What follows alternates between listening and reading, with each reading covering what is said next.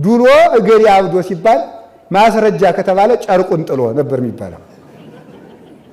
አሁን ደግሞ ዛሬ እነገሊት ሰልጥነው ማስረጃ ጨርቃቸውን ጥለው እንዴ ነውር አይደለም እንዴ? እብደት ስልጣኔ የሆነበት ዘመን አይደረስም ማምለክ። መጽሐፍ ቅዱስ አንብባችሁ ያላገኛችሁትን ሰላም ፌስቡክ አንብባችሁ ልታገኙ ስትሮጡ የምታድሩ ትኖራላችሁ እኮ። ማታም ፌስቡክ እያያችሁ ትተኛላችሁ፣ ማለዳም ተናስታችሁ ምን ተወርቶ ይሆን ብላችሁ ታያላችሁ። በቃ ስትባክኑ አድራችሁ ስትባክኑ መዋል። ከእግዚአብሔር ያላገኛችሁት ሰላም ከዓለም አይገኝም። ዓለም እኮ አስደስታ አደከመቻችሁ። አሁን እኮ ብዙ ሰው ደካማ ነው፣ ቁሞ ማስቀደስ አይችልም። ግን 20 ዓመቱ ነው ገና፣ ግን 22 ዓመቱ ነው። ከባህር እንደወጣ አሳ ዝልፍልፎች ነን። መንገድ እንኳን መሄድ አንችልም። ቁመን መጸለይ እንኳን አንችልም። ለዚህ አይደለ እንዴ ንስሐ አባት የምትለዋውጡት እንደ ልብስ? አባገሌ አያካብዱም እያላችሁ አባገሌ እንኳን እንዲያው ክፉ ናቸው ይባላል። ከበድ ያለ ቀኖና የሚሰጠንን እየጠላል እና አባም ይችን ስለሚያውቁ ቀለል ችግር የለም ወለተ ማርያም 3 ቀን ከጾምሽ ይበቃሻል። አይበቃም። 1 ሰዓት አልጸልይም ስትል 1 ሰዓት ስለነፈቅ 24ቱንም በመከራ ታሳልፋለህ። 24ቱን በብኩንነት በማውራት በመዞር በመተከዝ ወሬ በመመልከት አይናችሁን በቴሌቪዥን በማፍሰስ ብቻ ያልፋል።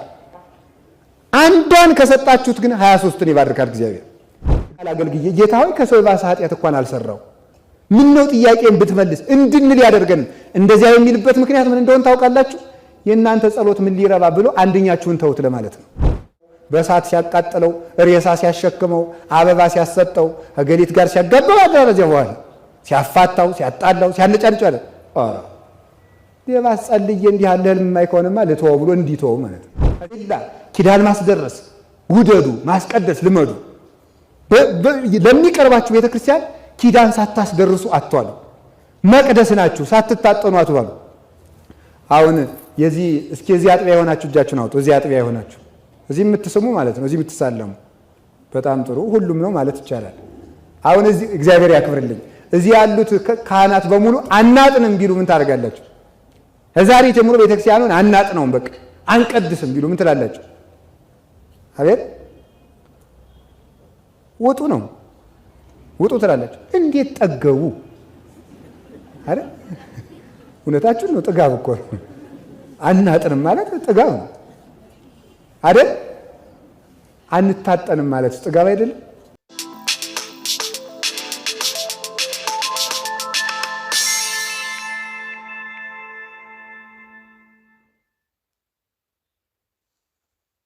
በስመ አብ ወወልድ ወመንፈስ ቅዱስ አሐዱ አምላክ። በስመ አብ ወወልድ ወመንፈስ ቅዱስ አሐዱ አምላክ። በስመ አብ ወወልድ ወመንፈስ ቅዱስ አሐዱ አምላክ። በባህሪው ሞት በመንግስቱ ሽረት የሌለበት ቅድመ ዓለም የነበረ ዓለማትን በማይመረመር ጌትነቱ የፈጠረ ዓለማትን አሳልፎ የሚኖር ትንኝንም ሳይዘነጋ የሚመግብ ስጋችን ለብሶ ከውድቀት ያነሳን መድኃኒታችን ኢየሱስ ክርስቶስ ስሙ የተመሰገነ ይሁን። ክቡር አባታችን መላከ ሳህል መምህር አለማየሁ የዚህ ታላቅ ደብር አስተዳዳሪ፣ የተከበራችሁ ሊቃውንተ ቤተ ክርስቲያን በየማዕረጋችሁ አባቶች ካህናት፣ ወንድሞች ዲያቆናት፣ የእግዚአብሔር ቤተሰቦች ሁላችሁ አንድ አምላክ በሚሆን በአብ በወልድ በመንፈስ ቅዱስ ስም እንደምን ዋላችሁ? እንደምን አመሻችሁ? እንደምን ቆያችሁ? ኃጢአታችን ታግሶ በቅዱስ ቦታው የሰበሰበን እግዚአብሔር ስሙ ይክበር ይመስገን። እግዚአብሔርን የወደደችልን የድኅነታችን መሰረት፣ የፀሐይ ጽድቃችን ምስራቅ፣ የሕይወት እንጀራችን መሶብ እናታችን ቅድስት ድንግል ማርያም ወላዲተ አምላክ ከጌትነቱ በታች ከፍጥረት ለይቶ አክብሯታልና ለእርሷም ስም ምስጋና ይድረስልን። በመካከላችን ተገኝቶ እንዲያስተምረን እንዲመክረን ቅዱስ ፈቃዱ ይሁንልን። ካሁን በፊት ላስተማሩን ለሊቀ ሊቃውንት ስምዐኮነ መላክ ቃለ ሕይወትን ያሰማልን፣ ቃለ ሕይወትን ያሰማልን። በልቡናችን ሰሌዳ እግዚአብሔር ቃሉን ይጻፍልን። እግዚአብሔር እንደወደደ የምንማማርበት የትምህርታችን ርዕስ ባከበሩን አስማት እንመን በሚል ርዕስ እንማማራለን። እስኪ በሉ ዛሬ ሁላችሁንም አስማተኛ እንድትሆኑ አስተምሬ እሰዳችኋለሁ ማለት ነው። እስኪ በሉ ሁላችሁም ባከበሩን አስማት እንመን። ድገሙት። ሶስተኛ በሉ እንመን። በዚህ ነው የምንማማረው። እንግዲህ ብዙ ጊዜ ክርስቲያኖችን ክርስትና የሌላቸው ሰዎች አስማተኞች ይሉናል እና ጥሩ ስም ነው ለማለት ፈልጌ ነው። እንዳትጠሉት። አስማት ማለት ምን ማለት እንደሆነ ዛሬ እንማማራለን ማለት። ስለዚህ ሁላችሁም ዛሬ ከጥይት የሚጠብቅ፣ ከበሽታ የሚጠብቅ፣ ከሞት የሚጠብቅ፣ ከየትኛውም ችግር የሚጠብቅ አስማት አስተምራችኋለሁ። ትስማማላችሁ? ትስማማላችሁ? ያችን ሳታቋርጡ የምነግራችሁን ድግምት ትደግሟታላችሁ? እሺ፣ በጣም ጥሩ። እግዚአብሔር ቅዱስ ፈቃዱ ይሁንልን። ቃሉን የምናገኘው ሃይማኖተ አበው 32ኛው ምዕራፍ ላይ 10ኛው ቁጥር ላይ ነው የምናገኘው፣ ወይም 32ኛው ምዕራፍ ላይ እናገኘዋለን። ክፍል 1 አንቀጽ 10 ላይ ይገኛል ማለት ነው። ተናጋሪው ቅዱስ ባስልዮስ ይባላል። በዚያውም ዛሬ እንድታውቁት የምፈልገው ሃይማኖተ አበው የሚባል መጽሐፍ ታውቃላችሁ? እስኪ የማታውቁት እጃችሁን አውጡ። ግድ የላችሁም፣ አውጡ። የማታውቁት ሃይማኖተ አበው የሚባል ኦርቶዶክሳዊት ተዋሕዶ ቤተክርስቲያን ክርስቶስ የመሰረታት፣ ሐዋርያት የተቀበሏት፣ መነኮሳት የኖሯት፣ ሊቃውንት የተረጎሟት፣ ሰማዕታት የሞቱላት፣ መላእክት የሚዘምሩላት ናት። ይህንን ህብረት ሁልጊዜ ማወቅ ይጠበቅብናል። ቤተክርስቲያንን መሰረተ፣ ለሐዋርያት ሰጠ፣ ሊቃውንት ደግሞ ተረጎሟት፣ ሰማዕታት ሞቱላት፣ መነኮሳት ኖሩላት፣ መላእክት ይዘምሩላታል። ስለዚህ ሃይማኖተ አበው ማለት ምን ማለት መሰላችሁ? ጌታ ወንጌልን አስተማረ ወይም በሬን በግን ፈጠረ ብላችሁ ያዙት። ከዛ ሐዋርያን ዘላኖች ናቸው። እንደሚያረባ ሰው በጉንና ላሙን ሙክቱን ተቀበሉ። ከዛ አሁን ለሁላችሁም አንዳንድ በግ ብሰጣችሁ፣ ለሁላችሁም አንዳንድ በግ ወይም አንዳንድ ፍሪዳ ብሰጣችሁ አትወዱም? ባትሉም ትወዳላችሁ። እንደምትወዱ ይታወቃል። እንዲያውም የማትጾሙት ትብሳላችሁ እኮ ስጋ ለመውደድማ። ቀድማችሁ የምትበሉም እናንተ ናችሁ። እና ቀድሞ የሚጸልይ ነው እንጂ ቀድሞ የሚበላ አይጠፋም። እግዚአብሔር ይመስገን።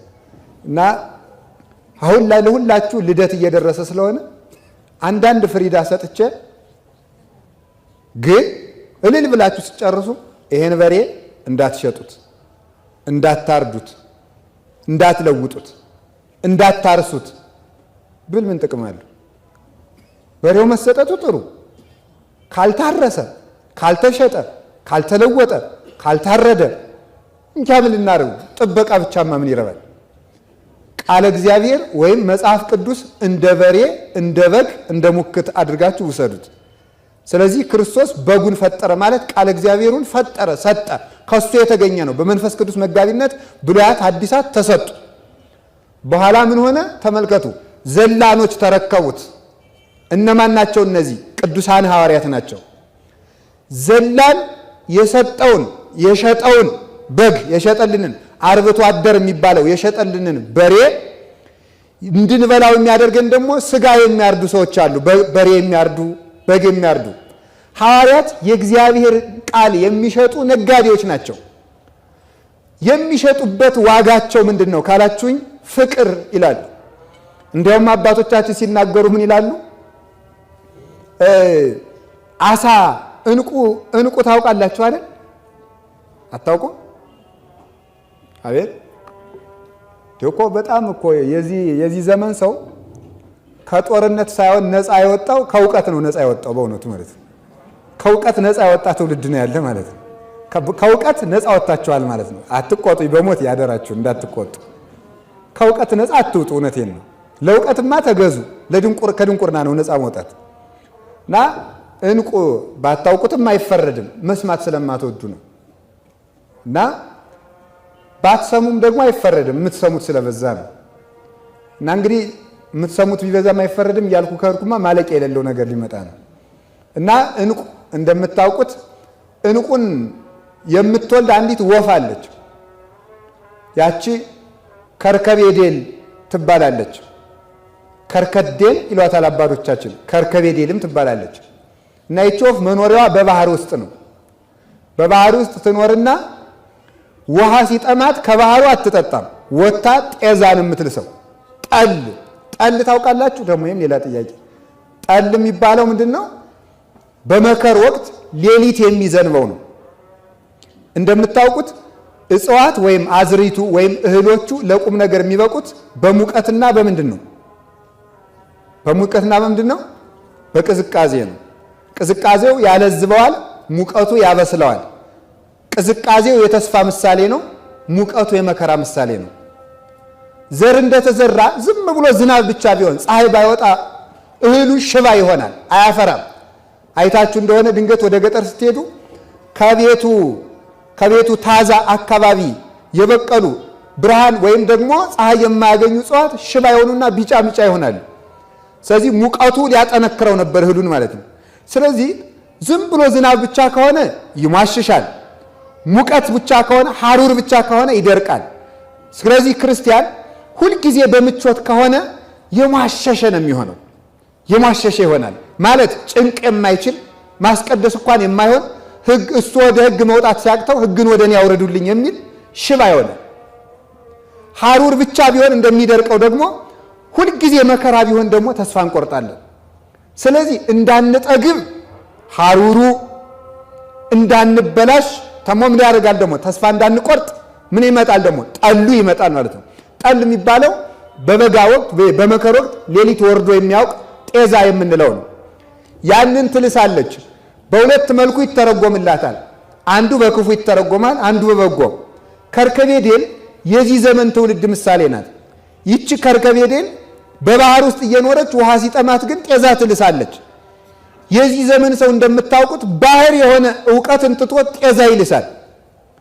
እኔ እንቅጩን ለመናገር ማለት ነው መጽሐፍ ቅዱስ አንብባችሁ ያላገኛችሁትን ሰላም ፌስቡክ አንብባችሁ ልታገኙ ስትሮጡ የምታድሩ ትኖራላችሁ እኮ። ማታም ፌስቡክ እያያችሁ ትተኛላችሁ፣ ማለዳም ተናስታችሁ ምን ተወርቶ ይሆን ብላችሁ ታያላችሁ።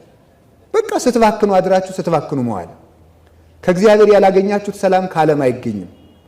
ሁልጊዜ እንደዚህ ጤዛ መላስ ጥቂት። እዚህ እኮ ወገኖች መጽሐፍ ቅዱስ ተመርጦ 3-4 ጥቅስ የሚጠቀስባት ቤተክርስቲያን ሳትሆን እዚህ ውስጥ መጽሐፍ ቅዱስ የሚኖርባት ቤተክርስቲያን ናት። መጽሐፍ ቅዱስ የሚኖርባት ብቻ ሳይሆን የመጽሐፍ ቅዱስ ሐሳብ በግልጽ የሚታይባት ናት። የሚሰደዱ ብፁዓን ናቸው ተብሎ የሚነገርባት ቤተክርስቲያን ሳይሆን መሰደድን የምታሳይ ቤተክርስቲያን ናት። የሚራሩ ብፁዓን ናቸው የሚሉት ብለው ብቻ ሳይሆን መራራትን በግብር የሚያሳዩ ናቸው። መራራትን በግብር የሚያሳዩ ለአራዊት ለእንስሳ የሚያሳዩ አበው የሚኖርባት ቤተክርስቲያን ናት። እና ጤዛ መላስ የሚባለው ከቤተክርስቲያናችን ጥበብ ሞልቶ ዕውቀት ሞልቶ ብሉያቱ ሐዲሳቱ ሞልቶ 4 ጥቅስ ያንጠለጠለ ሰው ይዞን ሲሄድ በጣም ያስቸግራል። ምን ያደገደገከ እንዘ ወልደ ንጉሥ አንተ። የሰላማዊ የኢየሱስ ክርስቶስ ልጆች ስንሆን በአሕዛብ ለመዳኘት ፍርድ ቤት ቁመን ስንከራከር ምን ውለው እኛው ነን። የምንካሰሰው እኛው ነን። የምንበላላው እኛው ነን። እግዚአብሔር ያሳያችሁ፣ ክርስቶስ ያመልክታችሁ። የንጉሥ ልጅ ስትሆን ምን ያከሳል በሉ እስኪ ሁላችሁ አንድ ጊዜ። የንጉሥ ልጅ ስትሆን በሉ ምን ያከሳል? ማን ነው እንደዚህ የተባለው? አምኖን ነው። የንጉሡ የዳዊት ልጅ ሆኖ በዝሙት ምክንያት ከስቶ ውሎ ያድር ነበረ። በአባት ቤት ሁሉ ሞልቶ ምን ያከሳል? ከዳዊት ቤት ምን ጠፍቶ ነበረ?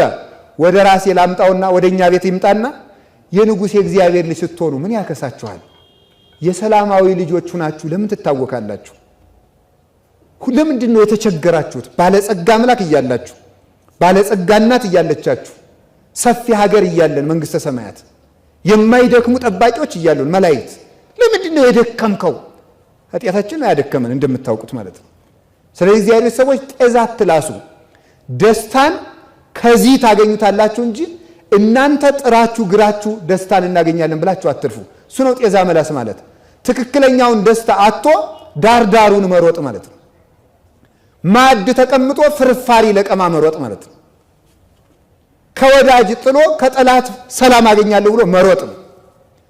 ከሚሸነግል ዓለም ደስታን አገኛለሁ ጥቂት ጣፍጦ ቆይ ብዙ ለሚመራ ዓለም ራስን አሳልፎ መስጠት እሱ ነው።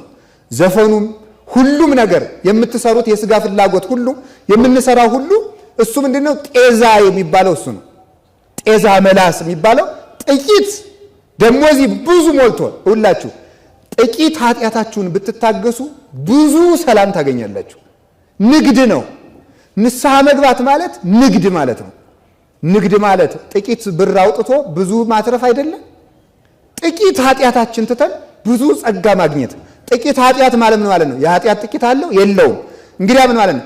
ጥቂት ኃጢአት ማለት ምን ማለት ነው? የኃጢአት ደስታው ጥቂት ስለሆነ ነው። ጥቂት ነው፣ ምንም ደስታ የለውም። ኃጢአቱን ወሶበ ተረክቦ ለኃጢአቱ ይጸልአ። ሰው ኃጢአቱን የሚጠላት ሰርቶ እንደጨረሳት ወዲያው ነው ይላል ቅዱስ ዳዊት። ሰርቶ እንደጨረሳት ወዲያው ደቂቃ ሳይቆጠር ሰው የኃጢአቱ ዕዳ ህሊናው ውስጥ ይቀመጣል። ብቸኛ ይሆናል፣ ይኮበልላል፣ ተቅበዝባዥ ይሆናል፣ ሆድ ይብሰዋል። አጽናኞች ሁሉ ቢሰበሰቡ አጽናኝ ይቻለም ማለት ኢዮብ አባታችን ኢዮብ ተሰብስበው ጓደኞቹ እንደው እግዚአብሔርን ካደው እዚህ በላይ ምን ይመጣባል ሲሉት እናንተ የምታዳክሙ አጽናኞች ናችሁ አላቸው። እስኪ የምታዳክሙ አጽናኞች በሉ። አሁን የምትሰሙት ነገር ሁሉ የሚያዳክም አጽናኝ ነው። የውሸት ተስፋ የሚሰጡ ማለት ነው። የውሸት ተስፋ ነው የሚሰጣችሁ። የትኛውም ይሄ ቴክኖሎጂው ብትሉት መስከሩ ብትሉት መደበቅ ነው። እስኪ አንድ ምሳሌ ልመስልላችሁ። አንድ ሰው 3 ሚሊዮን ብር ከባንክ ዕዳ ቢኖርበት አያድርገውና ቢኖርበት እሱ ግን ያለው 50 ሺህ ብር ብቻ ቢሆን በዚህ 5 ቀን ውስጥ ዕዳህን የማትከፍል ከሆነ ቤትህ የሚታሸግ መሆኑን በጥብቅ እናሳውቃለን ቢለው ከዚህ ለመውጣት ሂዶ ሲጠጣ ሊያመሽ ይዱራል። የለም ለማለት ማለት የለም በቃ ዕዳ የለብኝም ለማለት ይጠጣል። በቃ ሰከረ። ሲሰክር የለም ዕዳም የለም እግዚአብሔርም የለም ሲኦልም የለም ሰይጣንም የለም ምንም የለም። በቃ ሁሉ የሱ ሁሉ በእጁ ሁሉ በደጁ። ተኝቶ ሲነቃ ባንኩ ይታሸጋል የሚለው ሐሳብ አለ። እሱ ነው ሽንገላ የሚያዳክሙ አጽናኞች የሚባሉት እነዚህ ናቸው። የኢዮብ ጓደኞች የሚባሉት እነዚህ በዓለም የሞሉት ክፉ ሕሊናት ነው። ለጊዜው እያጽናኑ የሚያጠፉን ከነዚህ ነው ነፃ መውጣት ያለብን። ይሄ የልማድ ኃጢአት የለመድ ነው የፈቲው ኃጢአት ሊናገሩት ቅዱስ ጳውሎስ ብሎት የለ ምኑን እናገረዋለሁ። ሊናገሩት የሚያሳፍር ወጣቱ የተለከፈበት ብዙ ኃጢአት አለ። ከግብረ ሰዶም የማይተናነስ በብዙ መቼስ ካህን ማለት ካህን መሆን የማያሰማው የለም። ብዙ ነገር አለ። ያንን ከዚያ ነፃ መውጣት የምትችሉት ሁላችሁም እስኪ ያንን በሉት። የቱን? ያን የምታውቁትን መገላገል የምትችሉት ይህ እኮ የሚያዳክም አጽናኝ ነው። ዕዳ የሚያሸክም አጽናኝ፣ የሚያዝለፈልፍ አጽናኝ ነው እና ጤዛ ነው። ሁሉን ነገር ናቁት ቆይቶ ከዚያስ ይህንን ኃጢአት ሰራሁት ከዚያስ ስትሉ ከዚያማ ዕዳ፣ ከዚያማ ሸክም፣ ከዚያማ ብቸኝነት፣ ከዚያማ ትካዜ፣ ሰቆራር፣ አስጸያፍነት ሰቆራረ ኮንክሙኒ እንዳለ እግዚአብሔር አስጸያፊዎች ሆናችሁብኝ እንዳለ እግዚአብሔር መጠጊያ እስኪያጣ ድረስ ማለት ነው። ክቡር የሰው ልጅ ተዋርዶ የኃጢአት የሸቀጥ መራገፊያ ሲሆን አንዳንድ ጊዜ ክብራችሁን ወቁት። የገጠር ሰው ሲጣሉት ክብርህን ጠብቅ ይላል። እንዲያ ካለ ነገር አለቀ ነው።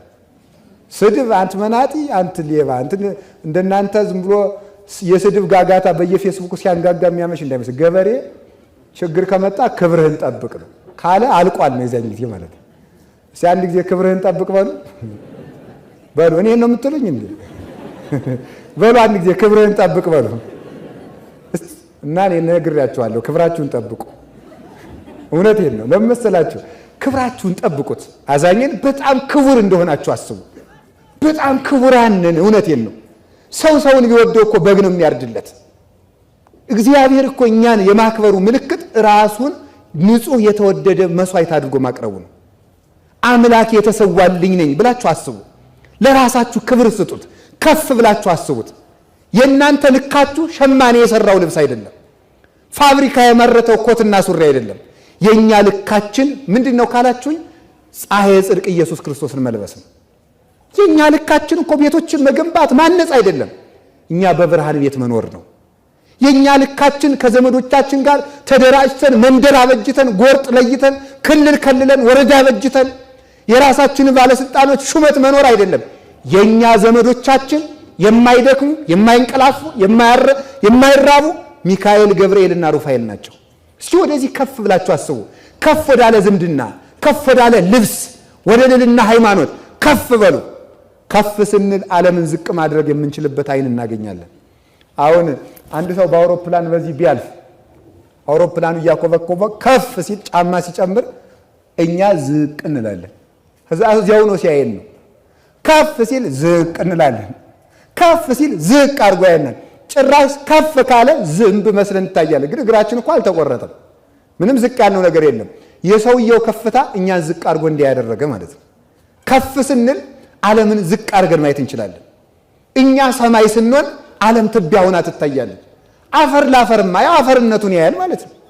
ሰማይ ሁኑ እስቲ፣ ፀሐይ ይመላለስባችሁ፣ ከዋክብት ይብሩባችሁ፣ ጨረቃ ትድመቅባችሁ። እስኪ እንዲያውን እናስብ። ፀሐይ ኢየሱስ ክርስቶስ ያብራብን፣ ጨረቃ ዮሐንስ መጥምቅ ስብከቱ ይገለጥብን፣ ከዋክብት ሰማዕታት ሕይወታቸው በእኛ ይብራ። እስቲ ሰማይ ነኝ ብላችሁ አስቡት። ድንጋዩን ይሄን አሸዋውን ጥረጉት፣ ቅዝቃዜውን ወኔ የለሽነቱን እንዲህ ያለውን አስወጡት፣ አፈርነቱንም ጥረጉት። ሰማይ ነኝ በሉ እስቲ ሁላችሁ በሉ፣ አይዟችሁ በሉ፣ ሰማይ በሉ። በሰማይ እባብ አለ፣ በሰማይ አይጥ አለ። እንዲሁ እኛ እኮ እውነት ምድር ስለሆን እኮ ነው አይጡም ጉርጡም የሚመላለስብን። አይጡም ጉርጡም የሚመላለስብን እኮ ነን። እውነት ነው። ክቡራን ሰዎች ማንም የሚሰብከን ሆነ፣ ማንም የሚያታልለን፣ ማንም የሚያዝጎደጉደን፣ ማንም ረፉ ብሎ የሚያስተኛን፣ ማንም ተነሱ ብሎ የሚቀሰቅሰን ሆን እኮ ቀላሎች ሆነ። ከበድ በሉ። እኔ የክርስቶስ ብርሃን የሚገለጥብኝ ሰማይ ነኝ ብሎ ማሰብ ይገባል። ለዚህ ነው ቅዱስ ዮሐንስ አፈወርቅ ብናውቅበት እኮ ሰማይ መሆን እንችላለን የሚለው። ብናውቅበት በሉ፣ አባ ብታውቅባት ይላሉ አባቶቻችን። አባ ብታውቁባት ጎንደርም ዋልድባ ናት ይላሉ። ጎንደር ስለተተረተ ነው ደግሞ ይህም ዘረኝነት እንዳይመስላችሁ። እንዲሁ በሉ አስፈልጋችሁ አዲስ አበባ አድርጉት። ማን ነው የሰፈሩ ማን ይባል? ጉለሌ በሉት፣ ችግር የለም። አባ ብታውቅባት በሉ፣ ጉለሌም ዋልድባ ናት በሉ በሉ። በቃ እሱ ነው ዋናው ነገር ማለት ነው። እዚያ ስለተነገረ ደግሞ ሰው ችግረኛ አይደለችስ ማለት ነው። ስለዚህ ካወቃችሁበት የትኛውም ዋልድባ ነው፣ የትኛውም አብረንታንት ነው፣ የትኛውም ማኅበረ ሥላሴ ነው። ብናውቅበት ሰማይ ነን አለ። እዚህ እንደተቀመጥን እኮ ነው። 3 ክንድ ከስንዝር ቁመታችን ሳንለቅ እኮ ነው ምንም ሳይቀጠልልን እኛ ብናውቅበት እንደቆምን ሰማይ ነን። ለምን? አረ ከሰማይ ምን እንበልጣለን ይላል ሊቁ ሲናገር። ከሰማይ ምን እንበልጣለን? ደግሞ ለሰማይ ነው። ሰማይ እኮ የሚገባ ፀሐይን የሚወጣበት፣ የሚጠፉ የሚረግፉ ከዋክብት እኮ ነው የሚወጡበት። ብርሃና እንደናው ሲራክ ምን ይላል? ልቡ ለአብድ ሐጽጽ ከመ እንተ ወርህ፣ የሰነፍ ልቡ እያደረ እንደ ጨረቃ ብርሃን ይጎላል ይላል። ያላዋቂ ልብ እያደረ ይጎላል፣ እያደረ እንደመጨመር። በኋላ ተመልከቱ አላችሁ። እግዚአብሔር ከሁላችን ጋር ይሁን። ከሰማይ ምን እንበልጣለን? ኧረ በዚህማማ የሚረግፉ ብርሃናት ነው። ለእኛ ግን የእውነተኛው ፀሐይ ክርስቶስ ካደረብን እኛ ከሰማይ እንበልጣለን። ከፍ ብለን እንደናስብ አምላከ ቅዱሳን ይርዳን እና ጤዛ እንዳንልስ እግዚአብሔር ይርዳን። ደስታችሁን አስተካክሉ። አሁን ዛሬ የምነግራችሁ በሞት ይዣችኋለሁ። ደስታችሁን አስተካክሉ። ጥቂት ይውላችሁ። ክርስቲያን የሚለካው በደስታውና በሐዘኑ ነው። ሞኝ ክርስቲያኖች መሆናችሁን የምታውቁት ይውላችሁ፣ ብዙ ልትሰግዱ ትችላላችሁ፣ ብዙ ቀን አስቀድሳችሁ ሊሆን ይችላላችሁ፣ ብዙ ዓመት ኮርስ ተምራችሁ ሊሆን ይችላል፣ በጣም ብዙ ገዳማት ተሳልማችሁ ይችላል። የምትለኩት ሐዘንና ደስታን በመቋቋማችሁ ነው። ካልሆነ ግን ዝም ብሎ ወበቂሎ ተመልክቶ ወሶ በጸረቀ ፀሐይ መጽለወ ነው። በቃ ፀሐይ ሲወጣ ጠወለገ። እንደዚህ ያለ አትክልት አትሁኑ። ቶሎ ደስ የሚላችሁ ቶሎ የሚከፋችሁ። የቀበሮ ደስታ አትደሰቱ። ቀበሮ ደስ ሲላት አይታችሁ ታውቃላችሁ? አታውቋትም? ቀበሮ ጣዝማ ማር ትወዳለች። ጣዝማ ማርም አታውቁም? ታውቃላችሁ? አቤት እነዚህ ሰዎች አበዙት። አሁንስ እንዳትሉ ምን ሁሉን አታውቁም? ምንድን ነው እንዴ? እሺ ታውቃላችሁ? ጣዝማ ማር እንዴት ነው? ለምንድን ነው? እንዴት ሆኖ ነው የሚሰራው? አቤት ምን አላችሁ? ከመሬት ውስጥ። አይ አሁን አሸንፋችኋል። እሺ በጣም ጥሩ ነው።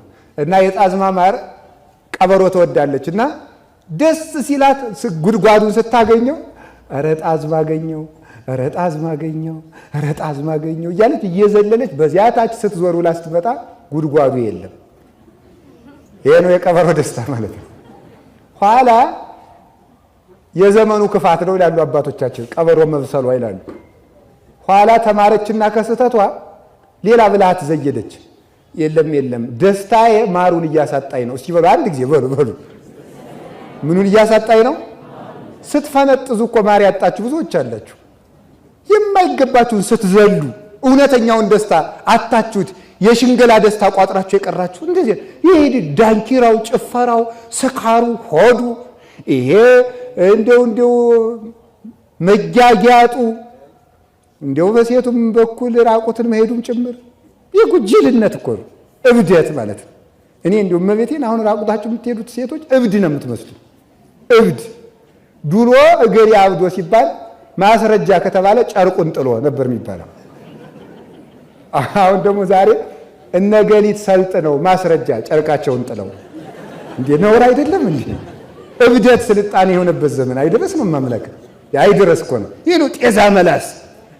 እንደ ድንግል ማርያም ከእግር ጥፍራችሁ እስከ ራስ ጠጉራችሁ ለብሳችሁ እንዲው ተጀራገዱበት ተብላችኋልስ። ቆንጠል እያላችሁ ጤዛ ማለት ይሄ ነው። ፈረንጆቹ ደግሞ ጤዛውን ያለሷችኋል እንጂ ማሩን አያቀምሷችሁም።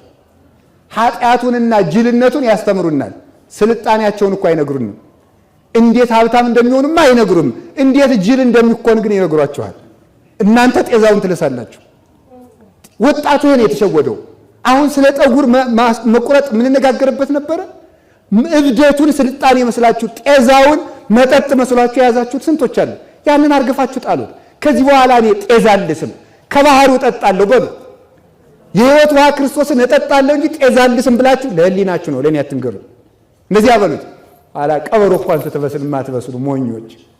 ቀበሮ በሰለችና አይ ደስታውን ልደሰት ግን እንዳይጠፋኝ በሁለት እግሬ ከጉድጓዱ ላይ ቆሜ ልዝለል አለች። በኋላ እግሯ ከጉድጓዱ ላይ ቆማ በፊት እግሯ ኧረ ጣዝማ አገኘው እያለች ዘለለች። እንዲያ ነው ይዞ መዝለል። እስኪ በሉ እሱ ነው ደስታ ማለት ነው። ጥሎ መዝለል አይደለም። ዘሎ በደስታው ረሃብ ስትመጡ የባስ ደስታው የጎዳችሁ ድካም ይበዛል። ዓለም እኮ አስደስታ አደከመቻችሁ። አሁን እኮ ብዙ ሰው ደካማ ነው፣ ቁሞ ማስቀደስ አይችልም። ግን 20 ዓመቱ ነው ገና፣ ግን 22 ዓመቱ ነው። ከባህር እንደወጣ አሳ ዝልፍልፎች ነን። መንገድ እንኳን መሄድ አንችልም። ቁመን መጸለይ እንኳን አንችልም። ለዚህ አይደለ እንደ ንስሐ አባት የምትለዋውጡት እንደ ልብስ አባገሌ አያካብዱም እያላችሁ አባገሌ እንኳን እንዲያው ክፉ ናቸው ይባላል። ከበድ ያለ ቀኖና የሚሰጠንን እየጠላል እና አባም ይችን ስለሚያውቁ ቀለል ችግር የለም ወለተ ማርያም 3 ቀን ከጾምሽ ይበቃሻል። አይበቃም። ማወቅ አለባችሁ። ቀላል ይሄ የሚያሳየው የመጨረሻ ወድቀን ማለቃችን ነው። እናንተ ግን አባገሌ አዛኝ ናቸው እውነታቸው ነው። ግን ተመልከቱ፣ አዛኝ ስለሆኑ ሳይሆን ጅልነታችን ስለተረዱ ነው። ውድቀታችን ስለጨመረ ነው። አሁን ጥንክርና ቀረ። ጾሙ የሚቀነስ እንትኑ የሚቀነስ ይሄ እኮ ምንድነው መሰላችሁ? ደስታ አድክሟችሁ ነው። ዓለም በደስታ ስላደከመቻችሁ እንኳን ከበድ ያለ ስራ ከበድ ያለ ስብከትም እኮ አትወዱ። እንቅልፋችሁ ነው የሚመጣ። እንዴት ብሎ ይሰማል? ከቃሉ ጋር ናችሁ። አልቦ ዘይወዲ ወይን ሐዲስ ውስጥ ዝቅ ብሉኝ። አዲሱን ወይን ባሮየ ማሰሮ የሚጨምር የለም። እንዴት ዝቁ ይነቅ ወይኑ ይትካው። ማሰሮ ይሰነጠቃል፣ ወይኑም ይፈሳል። ኃጢአት ያስረጀው ሰውነት ወይን የክርስቶስን ቃል እግዚአብሔር ቋጥሮ መቆየት አይችልም፣ ያፈሰዋል። ለጊዜው እኮ ነው የምትረኩት። አሁን እናንተ ስብከትም ስንሰበል ለጊዜው እንረካለን። እንዲሁ ሳምንትም ከጠበቀን ጥሩ ነው። አንድ ቀን የሰማነው አይጠብቅም። ወዲያው ረስተነው እንጣላለን፣ እንፎክራለን። በሕይወትም ስለማንለማመደው ስለማንጀምረው እህል ነው እንጂ የሚደልበው ቃል እግዚአብሔር ለነገ አይደለም። ዛሬ የሚበላ ዛሬ የሚጠጣ ነው። ሰምቶ ሰብስቦ አንዳንድ ጊዜ ሰምታችሁኛል። የምንሰማውን ነገር በህይወት መጀመር እንዴት በጎ መሰላችሁ። እና አርጅተናል። እስኪ አርጅተናል በሉ። ምን ይደረግ ካላችሁ መታደስ ይጠበቅብናል። ማንም ይታደስ? ሰው ይታደስ። ሰዎቹ በዚህ ላይ ሰውነታቸውን አስረጅተው እነሱ ተሰንጥቀው አፍስሰው ሲጨርሱት ሁሉም ሰንጣቃ ነው አሉ የእንታ ሊቀልቃውንት ዝራ። አሁን እኮ ሁሉም ስንጥቅ ነው አሉ። ምንም እንደው በየቦታው ተሰንጥቆ አልቋል። የሚይዝ የለም። የሚቋጥርን ስራ ጠፍቷል። ወይን የምናስቀምጥበት የትም አልተገኘም። በገዳምም ፈልጉ አይገኝም። በየትኛውም ፈልጉ፣ በቆብ ሰፈርም ፈልጉ፣ በቀሚስ ሰፈርም ፈልጉ፣ በነ ዲያቆን ሰፈርም ፈልጉ ነው። ዲያቆኑንም እኮ ያጠፋችሁት ሴቶች ናቸው። አይፈረድም። እንዲያው አትቆጡኝ በሞቴ እናንተ እኮ ናችሁ። አቤት ዲያቆን ድምፅ ሲያምር ስልክህን ስጠኝማ እያላችሁ እናንተ እኮ ናችሁ ያጠፋችሁት። ጸበል እርጭልኝ እያላችሁ ያለ ስልጣኑ እያስገባችሁ ሙልጭ አድርጋችሁ ያጠፋችሁት እናንተ ሴቶች ናችሁ። እውነቴን ነው ማለት አትቆጡ ማለት ያጠፉትን ነው። እናንተ አላጠፋችሁም። ያጠፉትን ነው። መነኮሳትን ከክብር ያስጣላችኋቸው እናንተ ናችሁ። እየቀረባችሁ ብቻችሁን እየሆናችሁ ኃጢአት እንዲሰሩ የምታደርጓቸው እናንተ ናችሁ። አንድ ካህን ከአንዲት ሴት ጋር ኃጢአት ቢሰራ ስንት ኃጢአት እንደሚሰራ ታውቃላችሁ? እንደናንተ ብቻ ዝሙት ሰርቶ የሚቀር በዝሙት ኃጢአት ብቻ የለም የሚጠየቅ፣ በዝምድና ኃጢአት ይጠየቃል። ማንኛውም ካህን ለክርስቲያን ሴት አባቷ ስለሆነ፣ ስለዚህ ከልጁ ጋር ተኛ ተብሎ በዝምድና ማፍረስ ይጠየቃል። ለክፋት አብነት ሆንካት ተብሎ ይጠየቃል። ለክፋት አብነት ሆንካት ተብሎ ማለት ከካህኑ ጋር ኃጢአት ከሰራች ከሌላ ጋር ኃጢአት ለመስራት ምንም ገደብ የላትም። እዚያ በኋላ እነ ቄሴና አባ እኮ እንዲያደርጉ አይደል እያለች ማለት ትጨምራ ንስሐ እንዳትገባ መሰናክል ይሆናታል ማለት ከሌላ አባት እኮ እንዳትናዘዝ ይሆናታል። በዚያውም እንዲያ የሆናችሁ ካላችሁ መቼም ብትወድቁ መቼም ንስሐ ግቡ እንጂ በሁለት ሰው እያመካኛችሁ ከቤተክርስቲያን ባጠፉ ለራሳችሁ ብታውቁበት ጥሩ ነው። አንድ ሰው ቢያሰናክላችሁ ሁልጊዜም እንግዲህ ከቤተክርስቲያን አትጥፉ።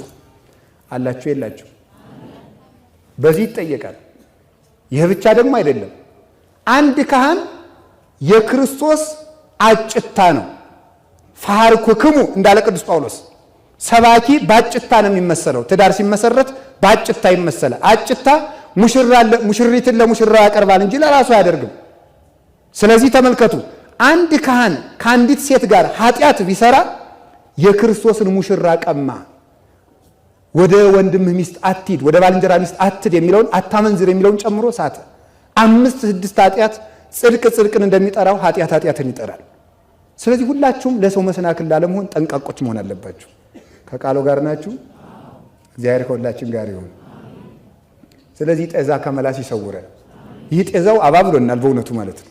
አሁን ጤዛው ብታዩት ቤተ ክርስቲያን እንኳን ሰው ትዕግስት አጥቶ መቅደስ ቀርቶ እንደሆነ አላውቅም እንጂ መቅደስ ነው እንደው የቀረው እንጂ ሰው እዚህም ሆኖ ኢንተርኔት ከፍቶ ለማየት ይፈልጋል። የጤዛው ደስታ ይናፍቀዋል። ባህሩ ውስጥ ተቀምጦ ማለት ነው። ባህሩ ተቀምጦ እውነተኛው የህይወት እንጀራ እየተፈተተ ቁርሳችሁን ታስታውሳላችሁ። እሁድ ሰው መጠጡን ያስታውሳል። ይሄ ነው ጤዛን መላስ ማለት ይሄ ነው። እና ጤዛ ከመላስ ይሰውረን። በሌላ በኩል ደግሞ ምን መሰላችሁ? ጤዛ መላስ ደግሞ ጥሩ ሆኖ ይተረጎማል። ይሄ ሁላችሁ መጽሐፍ እንደዚህ ነው የሚተረጎም። ማለት ምን ማለት የመሰላችሁ? አንድ ነገር እዚህ እንደዚህ ብሏል ተጣላ አይባልም። መጻሕፍት አይጣሉም። አነስታሲዮስ የሚባል ሊቅ ምን ይላል? መጻሕፍት ተጣልተው አያውቁም፣ እኛ ከነሱ ጋር ስለተጣላን እነሱ የተጣሉ መስለው እየታዩን ነው እንጂ ብሎ ይነገራል። መጻሕፍት አይጣሉም። ስለዚህ ምን ማለት ነው? አሁን በአንድ በኩል ጤዛው የዓለም ደስታ ነው አለ።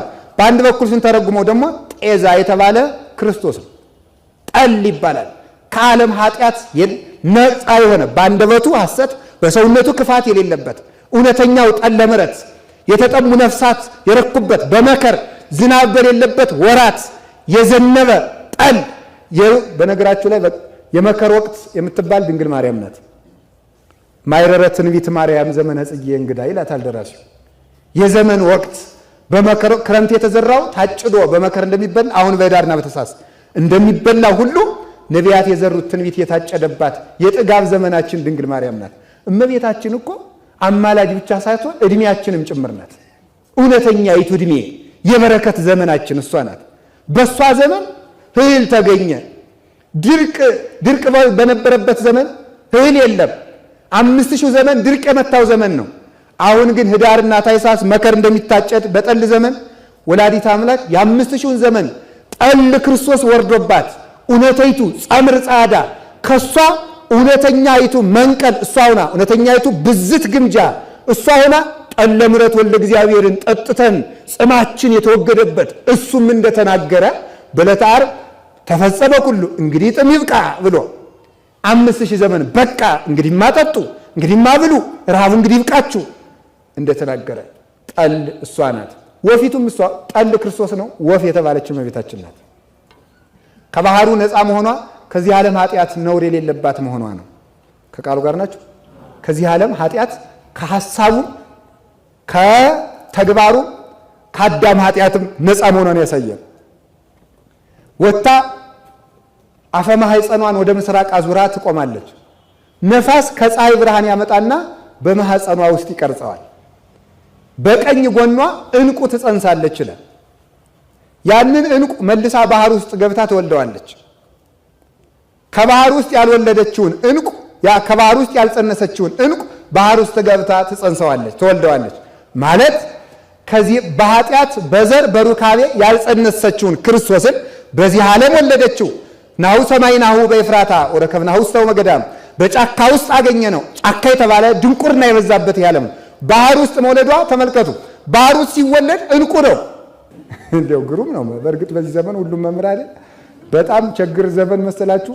አንድ ሳምንት ሰርከ ጸሎት የተማረ ሰው እዚያ በኋላ ሰባኪ ያላረጋችሁ ታልቄ ነው የምሞት። ይሄዳ ነው በእውነቱ ማለት ነው። ችግር ነው። ከቃሉ ጋር ናችሁ። ከእውቀት ብዙ ይሰውራችሁ። በጣም በዚህ ዓለም ደፋር ሰው ማለት ምንድን ነው? ደንቆሮ ሰው ነው። ድንቁርና አንዱ ችግሩ ደፋር ያደርጋል። በጣም ደፋር ማርያም እኔ ጋር እኩል ናት ያስባለ እኮ ድንቁርና ነው። አይ ድንቁርና ጀግናው ስንቱን ደፋር አደረገው እኮ። ፈሪ የሚያደርግ ደግሞ ጥበብ ነው። ጥበብ እየፈራ ይሆናል። ሀጥ ደፋር ነው። ምን አባቱ በሞት ይላል። ጻድቃን ደግሞ እግዚኦ ይትቅሰፈኒ በመዓትከ ይላል። አቤቱ በመዓትህ አትቅሰፈኝ ይላል። ኃጢአተኛ ደግሞ ምን አባቱ ለዚህ ቀር ያለም ይቀር መስሎሃል ተከትሎ ነው የሚሄድ። ጓዙ ይከተላል፣ እዳው ይከተላል። ካወቅክበት ነው ለዚህ ቀር ያለም ማለት የሚቻለው። ወደ ሐሳቡ እንምጣ። አሳ የተባለ ራሱ ክርስቶስ የክርስቶስ ስጋው ነው፣ የለበሰው ስጋው። ዕንቁም የተባለ እሱ ነው። በቀስት የተወጋ ማለት ማለት ነው። በቀስት መወጋቱ ማለት እሱ ተሰቀለ፣ ስጋው ተበላ። ዕንቁ ከነጋዴ ነጋዴ የተባሉት ሐዋርያት ናቸው። ሐዋርያት ጥቂት አሳ ጥለው ሄደው ዕንቁ ገዝተው ተረከቡ። ዕንቁ ማን ነው? ያ ክርስቶስ ነው። አሳ አጥማጆች ነበሩ። የሚሞት አሳ ጣሉና ተከተሉና የዕንቁ ባለጸጎች ሆኑ። ያ ዕንቁ ማን ነው? ክርስቶስ። ቢታም አሳው ቢበዛ ሆድ ይሆናል እንጂ ሌላ የሚሆነው ነገር የለም። ዕንቁ ግን አስተውሉ። ዕንቁ ቢታመሙ የሚፈውስ፣ ቢደህዩ የሚያበለጽግ፣ ቢራቆቱ የሚያለብስ፣ ጌጥ የሚሆን ብርሃን የሚሆን ዕንቁ አገኙ ከአንዲት አሳ ወጥተው። ለዚህ ነው ሟች ነገራችን ስንተወው ብዙ ነገር ይዘን እንመለሳለን። ክርስትና እግዚአብሔር ቸርነቱን ልብ ብላችሁ ተመልከቱትማ። የእግዚአብሔር ሰዎች እግዚአብሔር ሳንቲም ስጡ፣ አስራተ ኩራት አውጡ ወይም ሌላ ነገር የሚለው ከኛ ለመቀበል ፈልጎ አይደለም፣ እንድናተርፍ ስለሚፈልግ ነው። ጥቂት ተቀብሎ ብዙ መስጠት ስለሚፈልግ ነው። ይህንም በ24 ሰዓት ውስጥ 1 ሰዓት ጸልዩ የሚባለው ቢያንስ 1 ሰዓት ጸልዩ የሚባለው ምን ማለት መሰላችሁ? 1 ሰዓት ለእግዚአብሔር ሰጥተህ 23ቱን እንድታተርፍ ነው። ነገር ግን በቀን 1 ሰዓት አልጸልይም ስትል 1 ሰዓት ስለነፈቅ 24ቱንም በመከራ ታሳልፋለህ። 24ቱን በብኩንነት በማውራት በመዞር በመተከዝ ወሬ በመመልከት አይናችሁን በቴሌቪዥን በማፍሰስ ብቻ ያልፋል። አንዷን ከሰጣችሁት ግን 23ቱን ይባርካል እግዚአብሔር። እግዚአብሔር በጊዜም እንድንነግድ ይፈልጋል። የጊዜም ትርፍ አለው። ሐዋርያት ነጋዴዎች ዕንቁን ገዙ። ቀስት ደግሞ መልሰው ሲተረጉ ከነጋዴ ወደ ነጋዴ ማለት ከሐዋርያት ወደ ሐዋርያውያን አበው፣ ከሐዋርያውያን አበው ወደ ሊቃውንት ወደ መነኮሳት፣ ከዚያ ወደ ምዕመናን፣ ከነጋዴ ወደ ነጋዴ፣ ከዚያ ወደ መምህራን ወደ ካህናት፣ ከዚያ ወደ ምዕመናን ደረሰ። እግዚአብሔር ይመስገን። ሁላችሁም አንድ ትልቅ ጸጋ የሚሰጥ ዕንቁ አላችሁ። ሁላችሁም ዛሬ ሀብታሞች ናችሁ። ያ ማን ነው? ዕንቁ አላችሁ። ወርቅ የላችሁም፣ ብር የላችሁም፣ ነሐስ የላችሁም፣ ቤት የላችሁም፣ ልብስ የላችሁም፣ ግዛት የላችሁም፣ ሹመት የላችሁም። ከሁሉም ጠቅሎ የሚይዝ ዕንቁ ግን አላችሁ፣ ያም ክርስቶስ ነው። ነጋዴዎች አደረሱን። ይህንን ንግድ እንድታውቁት ነው። ንግዱ ጥሎ በመሄድ ነው። የራስን ጥሎ በመሄድ የእግዚአብሔርን ማምጣት፣ የእግዚአብሔርን የእኛ ጥቂት ነው፣ የእግዚአብሔር ብዙ ነው። ራሱን እኛ እኮ የእኛ የሆነውን ስንቶ የእግዚአብሔርን ጸጋ ብቻ አይደለም የምናገኘው፣ እግዚአብሔርን ራሱን ነው የምንረከበው። የምንወርሰው የእግዚአብሔርን ገንዘብ አይደለም፣ እግዚአብሔርን ራሱን ነው። ርስታችን ሁኖ እሱን ራሱን ሊተሰተ ተመልከቱ መክፈልተ ርስቴ ወጽዋዬ ቅዱስ ዳዊት ርስቴም ጽዋዬም ድርሻዬም እድል ፈንታዬም አንተ እግዚአብሔር ነህ ብሎ ይነገራል። አላችሁ ቀስት የተባለው ምንድን ነው? ምን ይመስላችኋል? ቀስት የተባለው ዕንቁ ክርስቶስ፣ አሳው የተባለው ደግሞ ዕንቁን የዋጠው የተባለ ስጋን የለበሰ መለኮት ወይም ስጋን የለበሰ መለኮት ከመለኮት ጋር ተዋህዶ የከበረ ስጋ። ቀስቱ ምንድን ነው? ስጋውን ደሙን ለመብላት ቀስት ያስፈልገናል። የክርስቶስን ስጋ መብላት የምንችለው በቀስት እየወጋን ነው። ቀስት የተባለ ፍቅር ነው። በፍቅር ቀስት እየወጋን እንቀበላለን። አይሆንላችሁም እናንተ የረከሳችሁ የጎሰቆላችሁ፣ እንኳን የኔ ስጋ የምድር እንጀራም አይገባችሁም በደለኞች ናችሁ እንዳይለን ቀስ እንልና ቅዳሴዋን ቀድሰን ወደ መጨረሻ ስንደርስ በከመ ምሕረትከ እንለዋለን። ይችናት ቀስቷ ማለት ነው። እንደ ቸርነት ነው እንጂ እንኳን ያንተ ስጋ ዳቦስ ቂጣስ ይገባናል፣ ውሃስ ይገባናል፣ እንኳን ያንተ እንደመጠጣት እንደ ቸርነት ነው እንጂ ብለን በዚህች ቀስት እየወጋን እንቀበላለን። የታደልን እኮ ነን ማምላክን በሌላ ምንም ሳንወጣ ሳኖር እንደ ቸርነትህ። እስኪ እንደ ቸርነትህ በሉ። ምን አላችሁኝ? እንደ ቸርነት እያላችሁ ቅዱስ ሥጋውን ክቡር ደሙን ተቀበሉ። የምትሰሙትን ነገር ዛሬ ጀምሩት። ሐኪም ሲላችሁ ጧት 2 6 ሰዓት 2 ማታ 2 ሲላችሁ ወዲያው ተወጧታላችሁ እየሮጣችሁ። እኛም እኮ ሐኪሞች ነን፣ ከፋንም በጀንም። እግዚአብሔር ሕክሙ ብሎ ነው አሁን ሕክምና እየሰጠው ነው በእኔ ልብ። እኔ አይደለም የምሰጠው እግዚአብሔር ነው። እናንተም ልትታከሙ ነው የመጣችሁ። የምሰጣችሁን መድኃኒት ካልወጣችሁ እንዴት ልትሆኑ ነው? ጧት 2 ማታ 2 እስኪ በሉ። እንድትወጡት የግድ ክኒን ላድርገው እንዴ? እንዲሁ እኮ አይደርስም። ቁረቡ እያልናችሁ ለምን አትቆርቡ? ቁረቡ፣ ቅዱስ ሥጋውን ክቡር ደሙን ተቀበሉ። እግዚአብሔር ከእናንተ ጋር ከሆነ ሁሉም ነገር ያልቅል፣ ሁሉም ነገር ያበቃል። ስለምንም ነገር ማለት ነው የምትጨነቁን ነገር ሁሉ በእግዚአብሔር እጅ ያለ ነው። ዘንዶ አይጎዳችሁ፣ እሳት አይጎዳችሁ፣ በረዶ አይጎዳችሁ። ለምን? የዘንዶ ፈጣሪ፣ የበረዶ ፈጣሪ፣ የእሳቱ ፈጣሪ፣ የብረቱ ፈጣሪ፣ የመሳሪያው ፈጣሪ፣ ጥይትም የእግዚአብሔር ፍጥረት ነው። የዚህ ሁሉ ፈጣሪ ከኛ ጋር ከሆነ የሚያስጨንቀን ነገር የለም። ነገሩ ግን ሳንታጠቅ የወጣን ነው። ያው አንዳንድ ጊዜ ሰምታችኋል። አንድ ሀሳብ አለ። ቤተ ክርስቲያንን መጠበቅ አለብን ይባላል። አዎ መደራጀት አለብን። አዎ እና ምን ተደራጅ ተነሳ እንግጠም። ማንን ነው የምንገጥም? ምን ማለት ነው ይሄ? እስራኤል ወደ ከነዓን ሲጓዙ መንገድ ላይ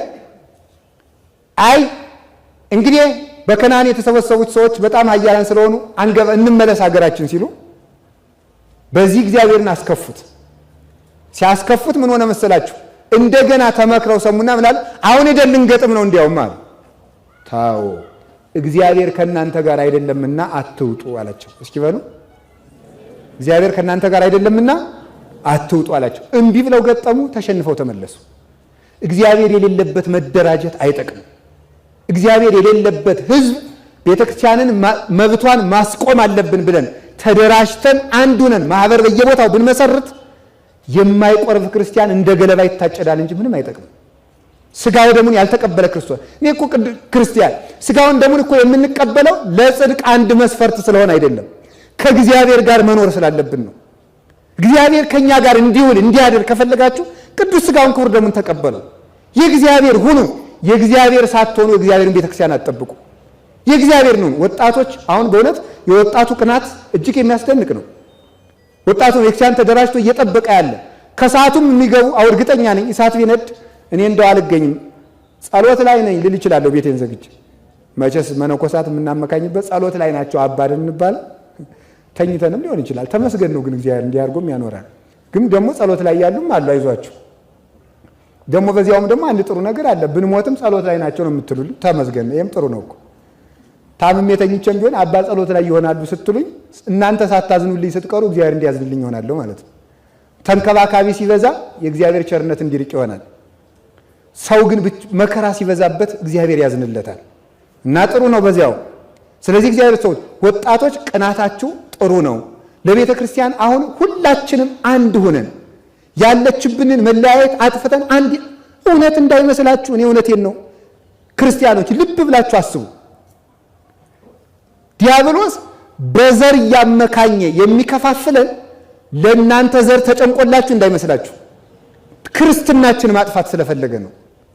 እና ለእናንተ ጥብቅና እየቆመላችሁ እየመሰለ ከቤተ ክርስቲያን የሚያወጣችሁን ዲያብሎስ ልብ ብላችሁ ልታውቁት ይገባል። ያንን ደግሞ መዋጋት የምንችለው በሕግም ሆነ በየትኛውም ቦታ ጎበዞች ሆነን ማሸነፍ የምንችለው ክርስቶስ ከኛ ጋር ከሆነ ነው። ስለዚህ ዛሬ የምነግራችሁ ክርስቶስ ከኛ ጋር እንዲሆን እንስራ። ያም ቢያንስ ቁረቡ። ከዚህ በላይ ምን አለ? ራሴና ያረምኩት ይቅር በሉ። ከዚህ በላይ የለም። እንድንቆርብ እግዚአብሔር ይርዳን።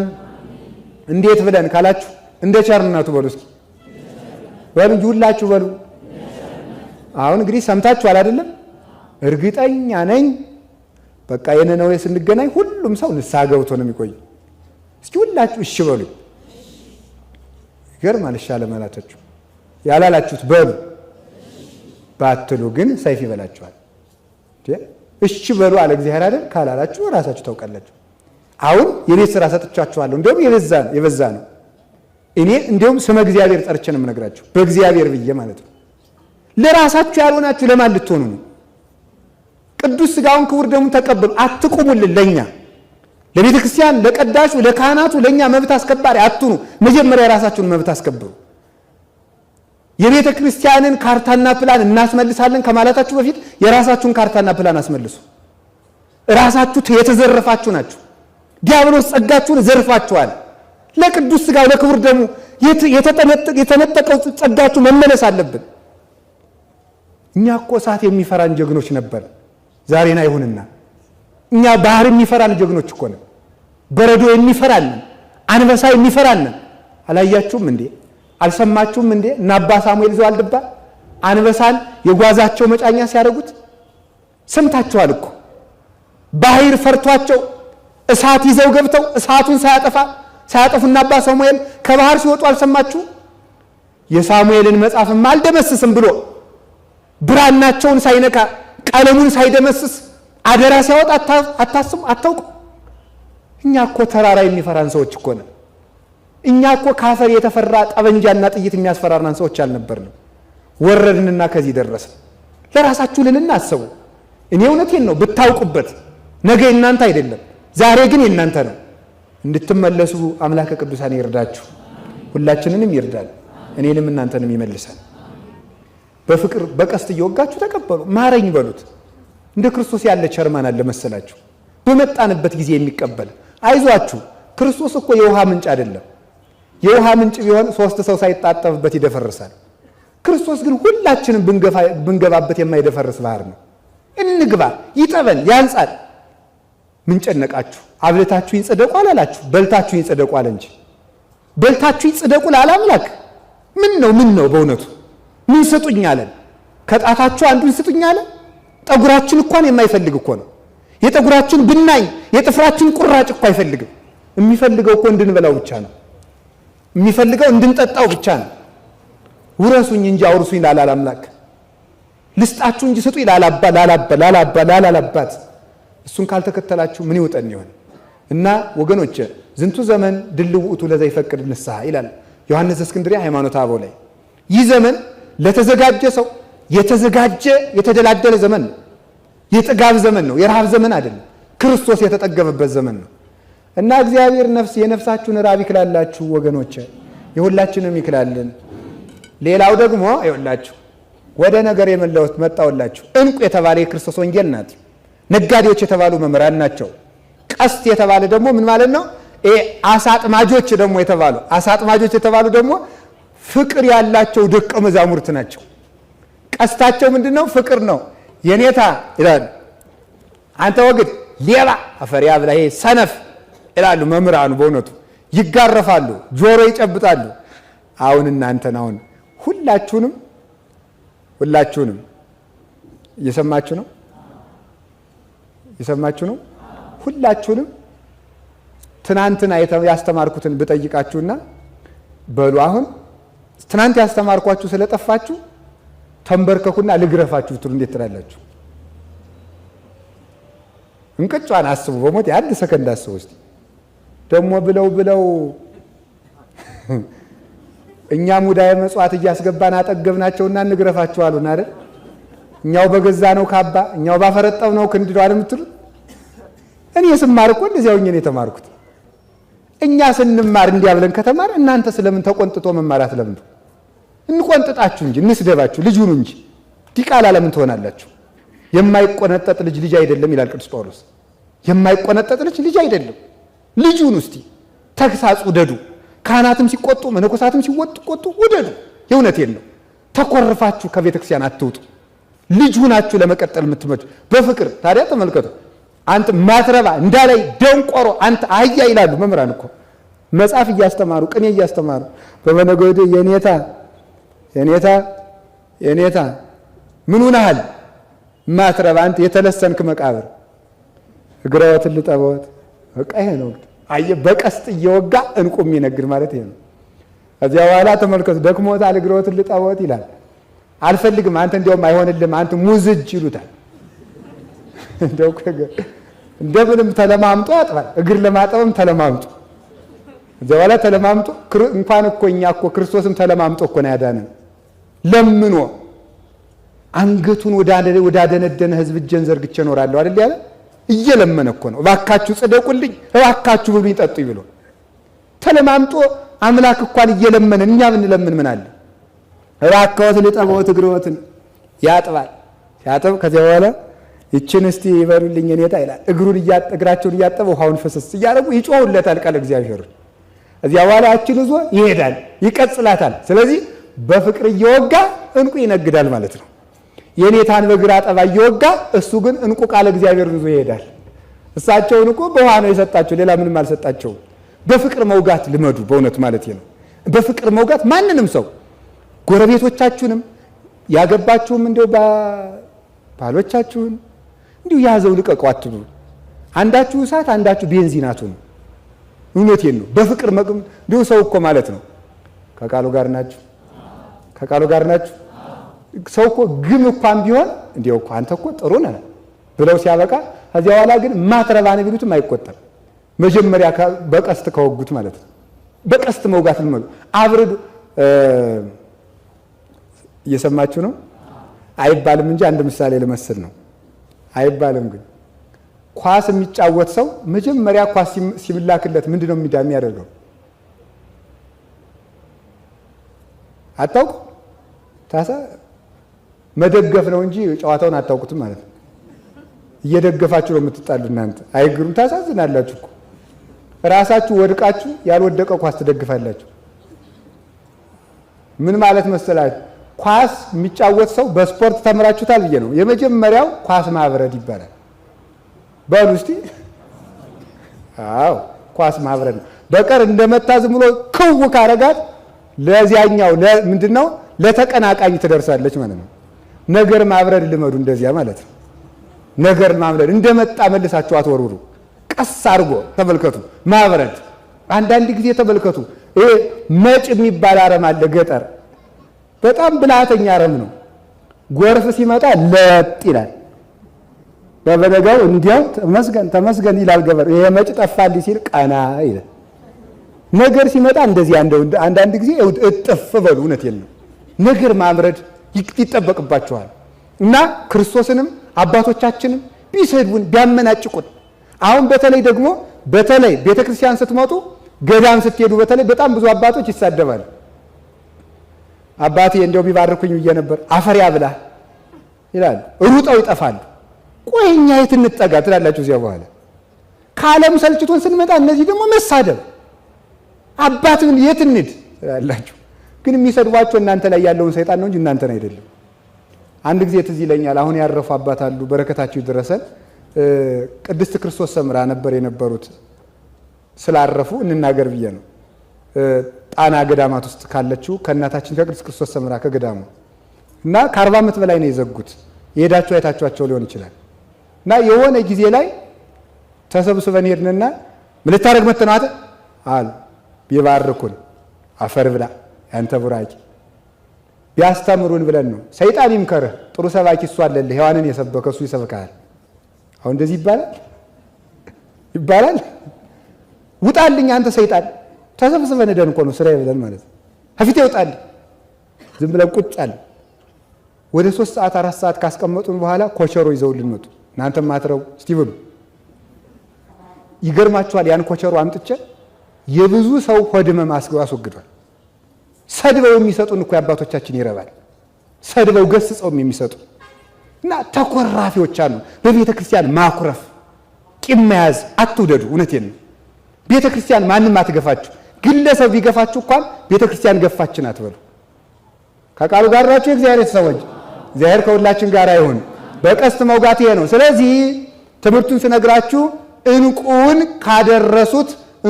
ካደረሱን አባቶቻችን መካከል አበው ናቸው። ሃይማኖተ አበው የሚባለው መጽሐፍ እንቁ ተንከባሎ የገዛንበት ገበያችን ነውና እወቁት። ከዛሬ ጀምሮ መግዛት የምትችሉ ሃይማኖተ አበው ግዙና ያዙ። በእውነቴን አንብቡ። አባቶቻችሁን እወቋቸው። አባቱን የማያውቅ ልጅ አይደለም። ስለዚህ የክርስቶስን እንቁ ከኛ ያደረሱት እነማን ናቸው ካላችሁኝ አበው ናቸው። ሃይማኖተ አበው ምዕራፍ 32 የቅዱስ ባስልዮስ መጽሐፍ መማሪያችን ነው ለማለት ነበር ይሄን ሁሉ ያልኩት። እግዚአብሔር ከሁላችን ጋር ይሁን። ወደዚህ ከመጣን ቅዱስ ባስልዮስ ዘቂሳርያ ሃይማኖተ አበው ምዕራፍ 32 ላይ ርዕሳችን ምንድን ነበር? አቤት ብዙ ስንናገር ወሬ ሁሉ ርዕስ ይመስላል መሰል። ምንድነው ርዕሱ? ባከበሩን አስማት እንመን በሉ እስቲ። አይዟችሁ። አዎ ንእመን በእሉ አስማት ዘቦሙ ተጠመቅነ አብ ወወልድ ወመንፈስ ቅዱስ እስመ አዘዘነ ስግው ቃል እግዚእነ ኢየሱስ ክርስቶስ ብሎ ይናገራል። እስኪ ባከበሩን ከፍ ባደረጉን በእኒህ አስማት እንመን ብሎ ይናገራል። ባስልዮስ ማለት ቅዱስ ባስልዮስ ማለት የስሙ ትርጓሜ የእግዚአብሔር ንጉሥ ማለት ነው። የእግዚአብሔር ንጉሥ አንድ ጊዜ በሉ ምእመናን። አቤት ማለት ማን የሾመው ንጉሥ ማለት ነው? እግዚአብሔር የሾመው ንጉሥ። እግዚአብሔር የሾመው ንጉሥ ቢነግስልኝ ይወዳለሁ የሚል እጁን የሚያወጣ እግዚአብሔር የሾመው ንጉሥ ቢነግስ የሚወድ እግዚአብሔር የሾመው ንጉሥ ትፈልጋላችሁ? በጣም እግዚአብሔር ያክብርልኝ። እንኪያስ እግዚአብሔር የሾመን ነገስታት እኛው ነን እንጂ በሌላ ቦታ የሚሾም የሆነ ሕግ የሚያረቅ እንዳይመስላችሁ። እግዚአብሔር የሾመን ነገስታት እኛው ነን። በምን ላይ አንግሶናል? በዲያብሎስ ላይ አንግሶናል። በፍጥረታት ላይ አንግሶናል። ሰው ገዥ ነው። ማንኛውም ሰው ገዥ ነው። ሰዎች ተደራጅተው ሲመርጡት አይደለም ሰው ገዥ የሚባል። በተለይ ክርስቲያን ማለት ነው። ክርስቲያን ገዥ ፍጡር ነው። ሁሉን ምን እንገዛለን ካላችሁኝ መልሱን መድኃኔዓለም ነግሮናል።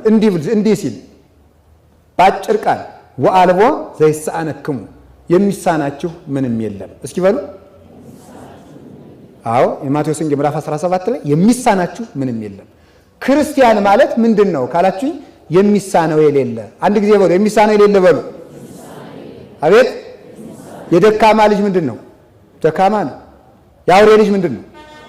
የእንስሳ ልጅ ምንድን ነው? የኃያል ልጅ ግን ኃያል ነው። ፈጣሪያችን ኃያል ነውና እኛም ኃያል ነን።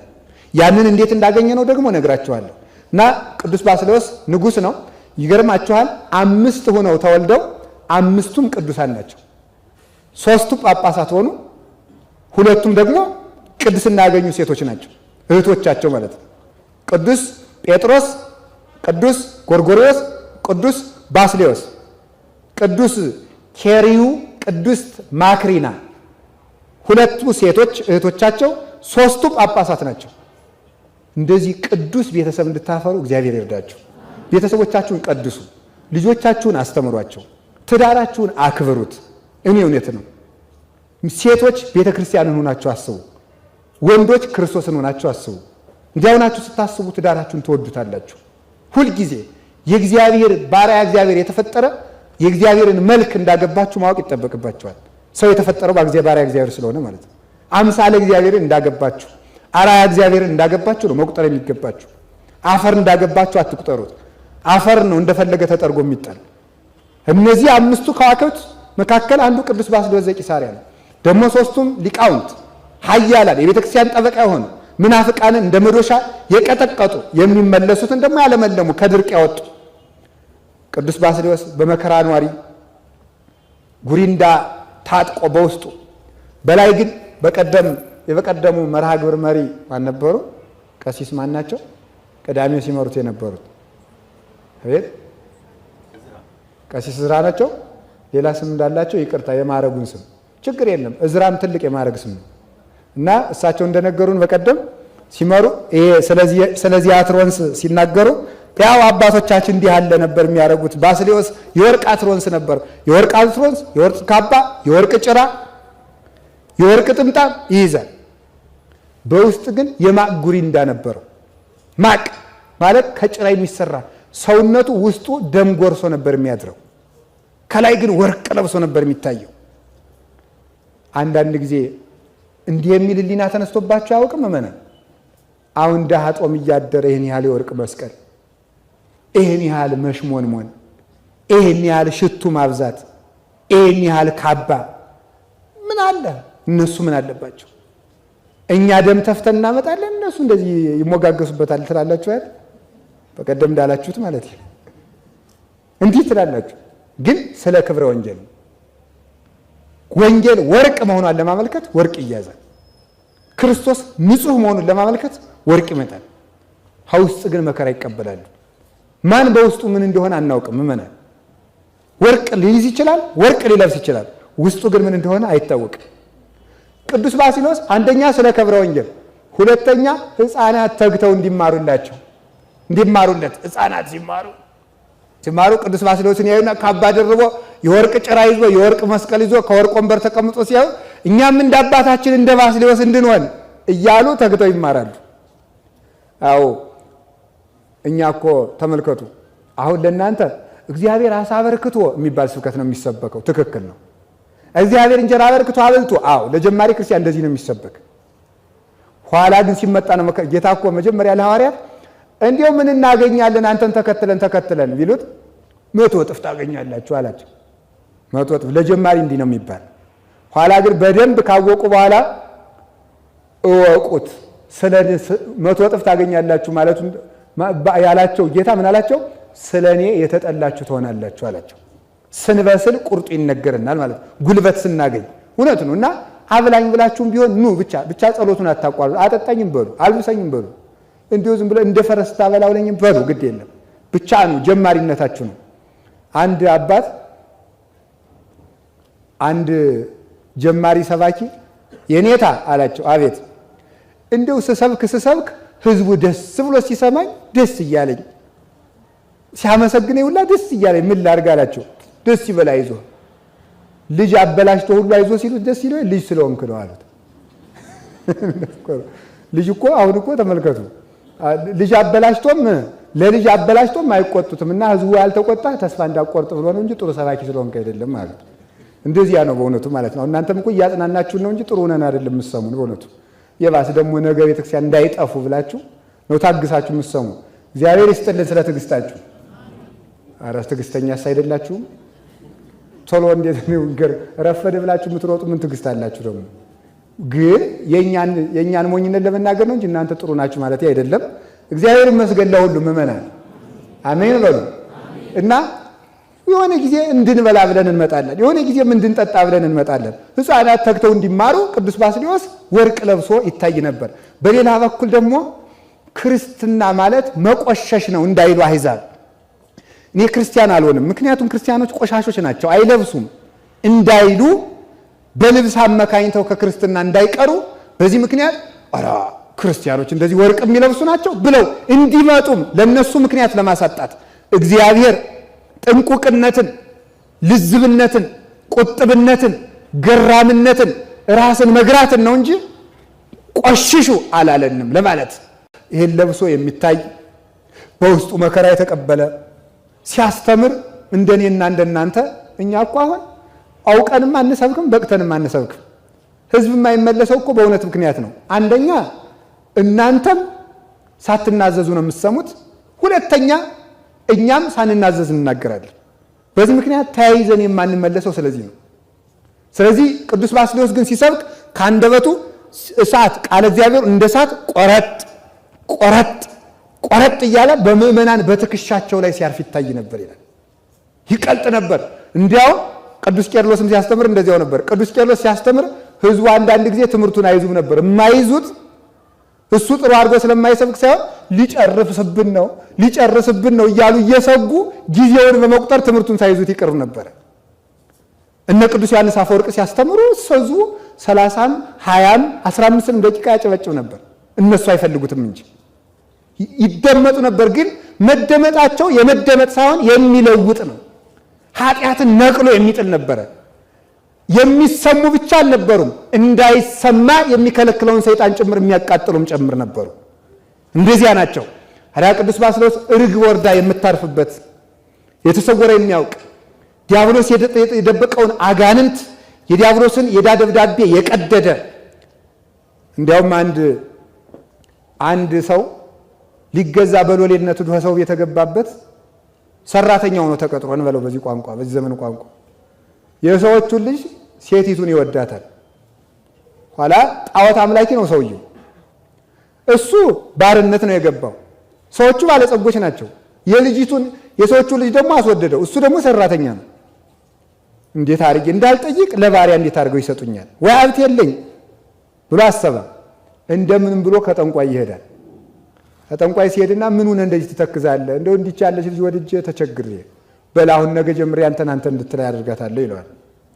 ብቻ አንተ አንድ ነገር አድርግልኝ። ምንድን ነው ይላል። አይ እኔ እውነቴን ነው፣ እግዚአብሔርን በግድ ሚስት ስጠኝ አትበሉት፣ በግድ ባል ስጠኝም አትበሉ። በግድ ያገባችሁት ሰው ወይ በልቶ የማይጠግብ ተረግሮ የማይሰማ ዝም ብሎ በቃ እንዲሁ መከራ ነው የሚሆንባችሁ። እውነቴን ነው ማለት ነው። ወዳችሁ መከራ አትግቡ። እውነቴን ነው መከራ እግዚአብሔር የሰጣችሁን ተቀበሉ። በግድ እኔ የፈለግኩትን ስጠኝ ብላችሁ ከጸለያችሁ እግዚአብሔር መስጠቱን ይሰጣችኋል። ምክንያቱም አይችልም ብላችሁ እንዳትጠራጠሩ፣ ነገር ግን መጨረሻ ላይ ያጠፋችኋል። እንዳይሆን አስገድዳችሁ ጸሎት አትግጠሙ። እግዚአብሔርን የምፈልገውን ስጠኝ አትበሉት። ተገኘ። ኋላ ወዲያው ዕለቱን ዘለሽ ውደቂበት አሰኛት ይላሉ። የሊቃውንቱን የተናገርኩን ያላልኩም። እንግዲህ ዕለቱን ወዲያው እንደው ሲገባ ቤት ዘለሽ ውደቂበት አሰኛት።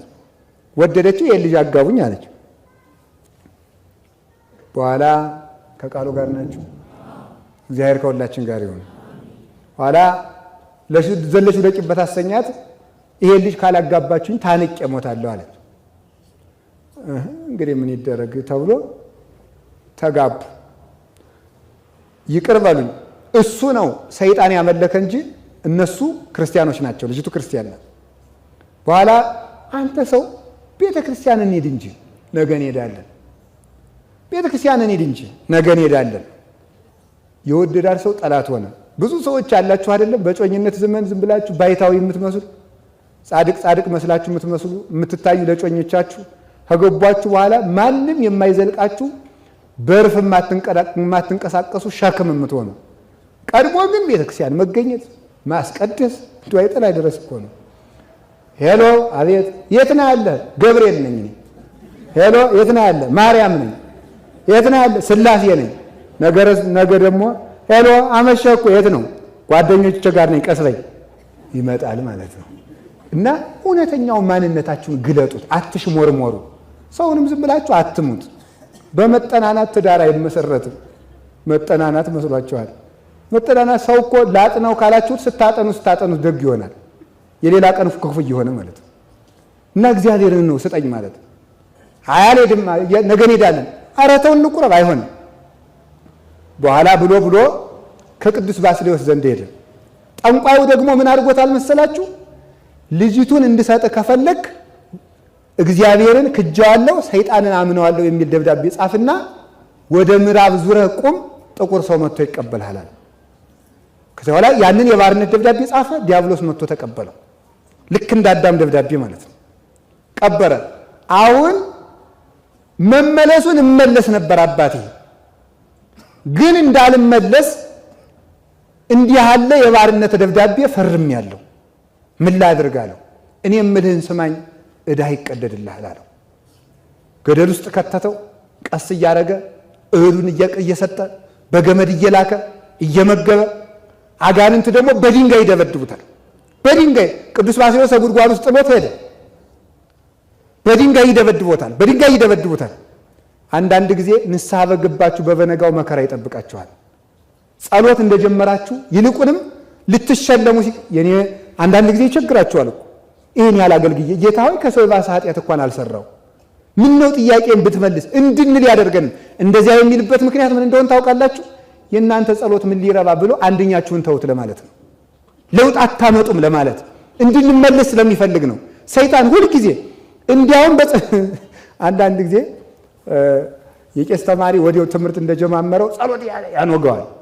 የቄስ ተማሪ ያልታወቀበት ደግ እኮ ነው ማምላክ። ይጀማምረውና ሲያበቃ ሰይጣን ወዲያው ፊትማ እንግዳ ወዲያው ውዳሴ ማርያም እንደዚህ መማር እንደጀመረ ደግሞ ይበላል ይተኛል። ምን አለ ትምህርቱም ጸሎት ነው። እንዳያለ ይቆይና አንተ ጸልይ፣ ውዳሴ ማርያም ድገም ይሉታል። አንተ አሳማ እስራኤልን እግዚአብሔር መና አውርዶ በመገበ ትላለህ።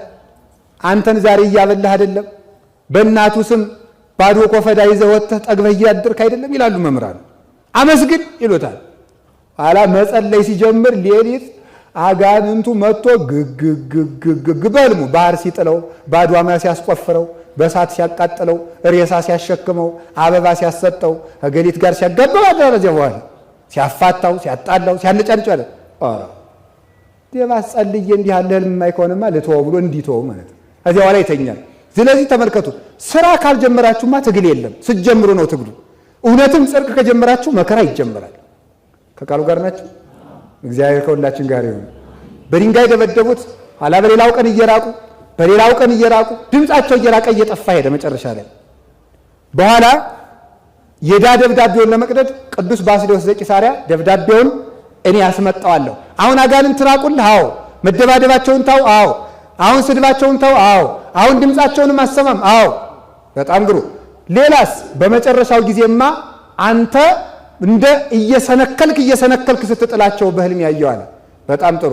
ለደብዳቤው አትጨነቅ ነው ያስመጣዋለሁ አለና ቅዱስ ባስልዮስ ዘቂሳርያ ዲያብሎስ በሲኦል ወስዶ የዚያን ባሪያ ደብዳቤ ከደበቀበት 400 እግዚኦታ ህዝቡን ሰብስቦ ሲደግም ሰይጣኑ ራሱ መጥቶ ወንድሜ ባስልዮስ አጨቅጭቀኝ እሱን ወረቀቱ ብሎ ከምህላው ላይ ጣለው። የሁላችን የባርነት ደብዳቤ በምህላ ላይ ይወረወራልና የማህበር ጸሎት ውደዱ የሚባለው ለዚህ ነው። ምህላ ኪዳን ማስደረስ ውደዱ፣ ማስቀደስ ልመዱ። ለሚቀርባችሁ ቤተክርስቲያን ኪዳን ሳታስደርሱ አትዋሉ። መቅደስ ናችሁ ሳትታጠኑ አትዋሉ። አሁን እስኪ እዚህ አጥቢያ የሆናችሁ እጃችሁን አውጡ። እዚህ አጥቢያ የሆናችሁ እዚህ የምትስሙ ማለት ነው፣ እዚህ የምትሳለሙ በጣም ጥሩ፣ ሁሉም ነው ማለት ይቻላል። አሁን እዚህ እግዚአብሔር ያክብርልኝ። እዚህ ያሉት ካህናት በሙሉ አናጥንም ቢሉ ምን ታደርጋላችሁ? ከዛሬ ጀምሮ ቤተክርስቲያኑን አናጥነውም በቃ አንቀድስም ቢሉ ምን ትላላችሁ? አቤት ውጡ ነው ውጡ ትላላችሁ። እንዴት ጠገቡ አይደል? እውነታችሁን ነው። ጥጋብ እኮ አናጥንም ማለት ጥጋብ ነው አይደል? አንታጠንም ማለት ጥጋብ አይደለም? ነገር ማለት እኮ ማምላክ ይሄም እኮ ጥጋብ ነው። ይሄን ለምን ትረሱታላችሁ? የኛ ሲሆን ነው አይደል እጃችሁ የምታነሱት? እናንተ ሳትታጠኑ እየዋላችሁ እኮ ነው። ታጠኑና እስቲ እንደው መቅደስ ሽተቱን ማምላክ እናንተ በክርስቶስ ደም የታተማችሁ እኮ ናችሁ። ታዲያ ይጠናችሁ ካህኑ እዚህ አጋንንቱ ይራቅላችሁ። በበረባ ባረባው እኮ የሚጨቀጭቃችሁ እኮ አልታጠን ብላችሁ እኮ ነው። አልፈራ ብላችሁ እኮ ነው። መታፈርና መከበራችሁ ቀርቶ እኮ ነው። ንቋችሁ እኮ ነው። የሜዳ አዝመራ አድርጓችሁ እኮ ነው የሚቆጠቁጣችሁ። እዚህ ተከብራችሁ ተቀመጡ። እውነቴን ነው። ክብርህን ጠብቅ አይደል ያ ጀግና። ከቃሉ ጋር ናችሁ። ደብዳቤያችን እግዚአብሔር ይቅደድልን። ስለዚህ በማህበር ጸሎት ስንወጥ አባ ጊዮርጊስ ማህበር ጸሎት ላይ መገኘትን ምን ብሎ ያስተምራል? ሁለት ውሾች አሉ። አንደኛው እንጀራ ባፉ ይዟል፣ አንደኛው አላዘም እና ሊቀማ ይከተለዋል። ሲከተለው የሚሮጠው ውሻ ከየት ይደርሳል? ባህር ውስጥ ይደርሳል። ባህር ውስጥ ዝቅ ብሎ ሲያይ እንጀራ ባፉ የያዘ ውሻ ያያል። ግን ማነው? ራሱ ነው። ሲያይ ሌላ እንጀራ ብሎ ነክሶ ሊቀማ አፉን ክፍት ሲያደርግ ይወድቃል። ከኋላ ያዝለው መጥቶ ለቀም አድርጎ ይበላል። ይሄን በምን ይመስሉታል? ቤተ ክርስቲያን ውስጥ እንደዚህ አይነት ሁለት ውሾችን የመሰሉ ሰዎች አሉ ይላል። አንደኞቹ ምንድናቸው መሰላችሁ? እንጀራውን ይዘው እየጮሁ እንጀራ የሚጥሉ የሚባሉት እየጸለዩ ግን ክፉ ሰዎች ማለት ናቸው። የውሻ ግብር ያለባቸው ናቸው። ያኛው ግን ዝም ብሎ እየተከተለ እንጀራ ያላዘው ማለት ደግሞ እንደው መውጫ መግቢያውን የማያውቁ መጥቶ ዝም ብሎ ተመስገን ተመስገን ተመስገን ተመስገን ተመስገን ወላላ ወዲቱ ጭንቃ ማላጅቱ አንቺ ታውቂያለሽ እንደዚህ የሚለው ነው በቃ። አሁን ጊዮርጊስ አሁን በገጠሩ ስትሰማው ፈጣሪ ጊዮርጊስ ማረኝ፣ ፈጣሪ መርቆሪዎስ ማረኝ፣ ፈጣሪ ሚካኤል ማረኝ። አሁን እግዚአብሔር በዚህ ሁሉ የሚቆጣ ይመስላችኋል? አይቆጣም። ደስ ነው የሚለው ማምላክ ፈጣሪ ስላሉ እንዲሁ በእውነቱ እሱ ጊዮርጊስ እንዳልፈጠረ ያውቅ የለ እሱ መርቆሪዎስ እንዳልፈጠረ ያውቅ ሞልቶ ይቀበላቸዋል። ምን እያሉ እንደሆነ ይገባል። ይቅር በለኝ ይቅር በለኝ ይቅር በለኝ። እኔ አንድ ገበሬ አንድ ቤተክርስቲያን ላይ ሲጸልዩ የሰማሁትን ጸሎት እስከ ዛሬ ሰምቼው አላውቅም። እንዲሁ ከ150 ዳዊት ይልቅ ትዝ ሲለኝ ይመስጠኛል። የህዳር ማርያም ነውና እንዲሁ መተው ቆሙና ሻሻቸውን ጠምጥመው ገጠር ቤተክርስቲያን ነው። ኧረ እባክሽ ድንግል ማርያም፣ ኧረ እባክሽ ህመም አለባቸው ለካ ውጋት፣ ኧረ እባክሽ አርቂልኝ። እንዲያው ግን የምድሩ ውጋት እንዲህ ከከፋ የሰማዩ እንዴት ይሆን አሉ። ይሄ ትልቅ ጸሎት ነው ማምላክ። ከዳዊት እንዲሁ ብዙ ዳዊት አይበዛም? ማይሌት ቁሞ መናከስም ይበልጣል። እውነቴን ነው። ታዲያ ስለዚህ ምን ማለት ነው? የዋለኛው ውሻ የፊተኛውን ይዞ ይሄዳል ማለት እዚህ ቤተክርስቲያን በማህበር ጸሎት ስትገኙ፣ ኪዳን ላይ ቅዳሴ ላይ ስትገኙ ክፋት ያላቸው ግን ብዙ የሚጸልዩ ሰዎች አሉ። አዲያ ዝም ብለን እኛ ደግ ውሾች ከሆን የእነዚያን ዘነዳለን ማለት ነው። ገብቷችኋል አይደል? በቃ ስለዚህ ባታውቁበትም ሰዓታት ባታውቁ፣ ቅዳሴ ባታውቁ፣ ማህሌት ባታውቁ፣ ወረብ ባታውቁ፣ ቅኔ ባታውቁ፣ ትርጓሜ ባታውቁ ግን ውሻ ሆነው ነገር ግን ቃሉን የሚሉትን ሰዎች ጸጋውን እኛ ዘነዳለን። ሌላው ጩኸቱን እኛ ጸጋውን ግን አይዟችሁ እኛንም ይመረናል። ያም ስላሏችሁ እንዳትኮሩ። እኛንም ደግሞ እግዚአብሔር በቸርነቱ አይጥለንም። ይጥለን ይመስላችኋል? አቤት ምን አላችሁ? አዎ እናንተ ቀዝቃዛ ውሃ ሰጥታችሁ ከጸደቃችሁ እኛ ክርስቶስን መጽውተን ላንጸድቅ ነው? እኛ እኮ የምንሰጥ እኮ ክርስቶስን ነው። አውቃችሁ ተላለ አይደለም? እናንተ ዝክር አምታችሁ እንጀራ በጨው ትዘክራላችሁ። እኛ የምንዘክራችሁ ግን የክርስቶስን ስጋ ነው፣ የክርስቶስን ደም ነው። እና ምእመናን እንዲሁ በሞት ያደራችሁን ሌላ ደብርም ተናግሬያለሁ። እንጀራ በላው ብላችሁ አትኩሩ። አንድ ካህናሉ በዚህ ዘመን ማውቃቸው ሰው ቤት እንጀራ አደው ይበሉና ቀጣፊ አሁን እንጀራ በላው ብለ ደግሞ ልትኮራ ይላሉ። እሷ ልጃቸውን እኮ ነው የመስጠት ዘር ያናባ ገሌ ዘር አምናማ አብልተህ ነበር አይሉ ሌባ አሁን ደግሞ ይችን እንጀራ አብልተህ ደግሞ የጸደኩ ሊመስል ይችላል። ንስሐ ግባ አለቅ ይላሉ። እንዲህ ነው መሆን ያለበት ማለት ነው። አትኩራሩ። ወዲያው ሪፖርት አድርጉልኝ አባ ገሌ 10 ሺህ ብር ሰጥቷል እልል በሉለት። እንዲሁ መከራ እኮ ነው በእውነቱ ማለት ነው። ከዚያ በኋላ ክርስቶስ በደም የመሰረታት መድኃኒዓለም ተቀምጦ 10 ብር የሰጣችሁት እናንተ ስትመሰገኑ ትውላላችሁ። ራሳችሁን ካዱት። የሰጣችሁትን ነገር ዘወር ብላችሁ አትዩ። አላችሁ ምእመናን፣ እግዚአብሔር ከሁላችን ጋር ይሁን። ስለዚህ በማህበር ጸሎት ስንገኝ ቅዱስ ባስልዮስ ይሄንን ደምስሶ ጣለ። በደብዳቤ አምጥታ ኃጢአቷን የደመሰሰላትም አለች። ኃጢአቷን ጽፋ አምጥታ ኃጢአትሽ ይፋቅልሽ በለኝ ብትለው ይፋቅልሽ አላት። ይፋቅልሽ አላት። አንድ ኃጢአት ቢቀር ከሞተ በኋላ ባስልዮስ ገብረ እግዚአብሔር ስራ ኃጢአት አላመትከ የገረድህን የአገልጋይህን ኃጢአቷን ይቅር በላት ብላ ካስከሬኑ ላይ ብትጥለው የቀረው ኃጢአቷም ተፍቆላታል። ቅዱስ ባስልዮስ ዘቂሳርያ ትልቅ ደግ አባት ነው በእውነቱ። ከቃሉ ጋር ናችሁ። አጋንንትን የረታቸው ብዙ ታምራትን ያደረገ አባት ነው። በረከቱና ረድኤቱ በሁላችን ላይ ይደርብን። ከተናገረው ትምህርት አንዱ ይሄ የሃይማኖት አበው ላይ ያለው ነው። ንመን በሉ አስማት ተመልከቱ ዘቦሙ ተጠመቅነ በከበርንባቸው በሉ ምእመናን የመጨረሻ ትምህርታችን ነው። በከበርንባቸው አስማት በሉ እንጂ